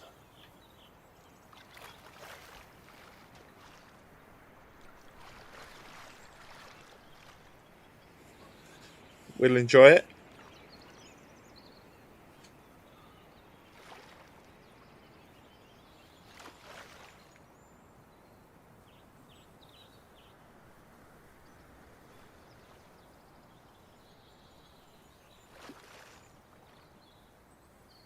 But we are fast approaching the end of our stream, as best as we can do.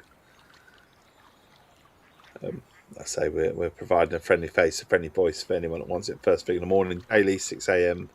to 9 a.m. BST. If you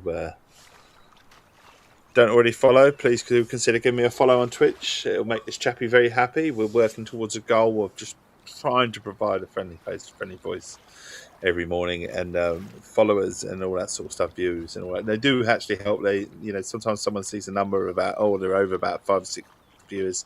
They come in and they attract new people. It does, as opposed to just being on a single view, which is absolutely fine. I don't mind a single view. I will always enjoy a stream, fishing wise, no matter what. Anyway, I'm here to fish, but I'm also here to provide a friendly face and, like I say, companionship, a friend, just something in the morning, a bit of chit chat, or even just good vibes in general.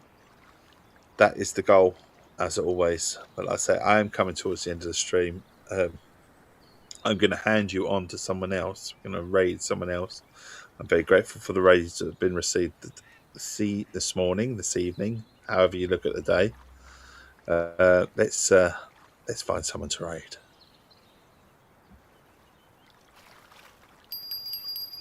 Hopefully, we might catch another fish quickly, just while that's all loading up. Oh, they're all going. Pick this one up first. I don't know if it's the right one to do. No. Put the end one up first. It's hard to choose which one to go for. You never quite know. Maybe we'll pick the... We'll get the third one as well. Maybe. Who knows? Well, I've lost it. No, I've got it. I've got it. It's quite a big fish, actually, this one. On the Majesty. It's going to be sizable.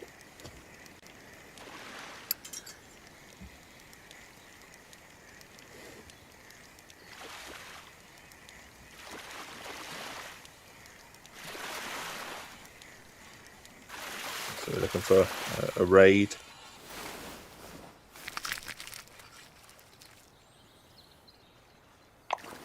There you go, a trophy fish. Might as well mark that one quickly, actually. Very quickly, we'll mark that. Just where we... There you go, they're all sort of around about there. We've got loads of marks all around there now. So we kind of know what we're catching. Thank you for watching my stream. I'm going to push you onto someone else now. If you say push you off, it's not necessarily to push you off. I'm just going to give you another person playing Fishing Planet. Hope you appreciate him. His name is KillerKill85. He's been playing Fishing Planet for about 3 hours. He's currently playing Norway, the DLC. He's got 5 viewers. And that's where we're going. So start watching.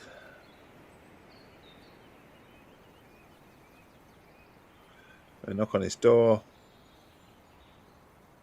Starting a raid.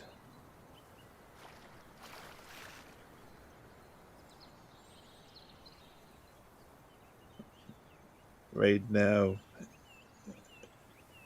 It's coming up. So 9 viewers raiding in 1 minute, but we're going to click it now. We're going to say hello.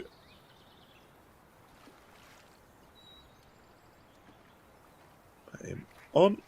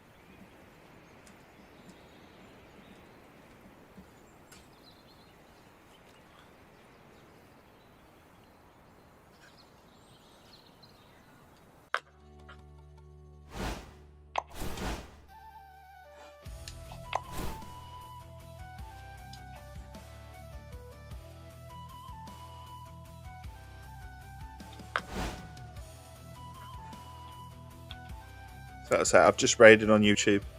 Just to let you know, we've raided on YouTube. Just so the stream is coming towards an end on Dini Pro. Thank you for viewing on YouTube. You've been amazing. I really appreciate each and every one of you. Thank you. All the best. Cheerio.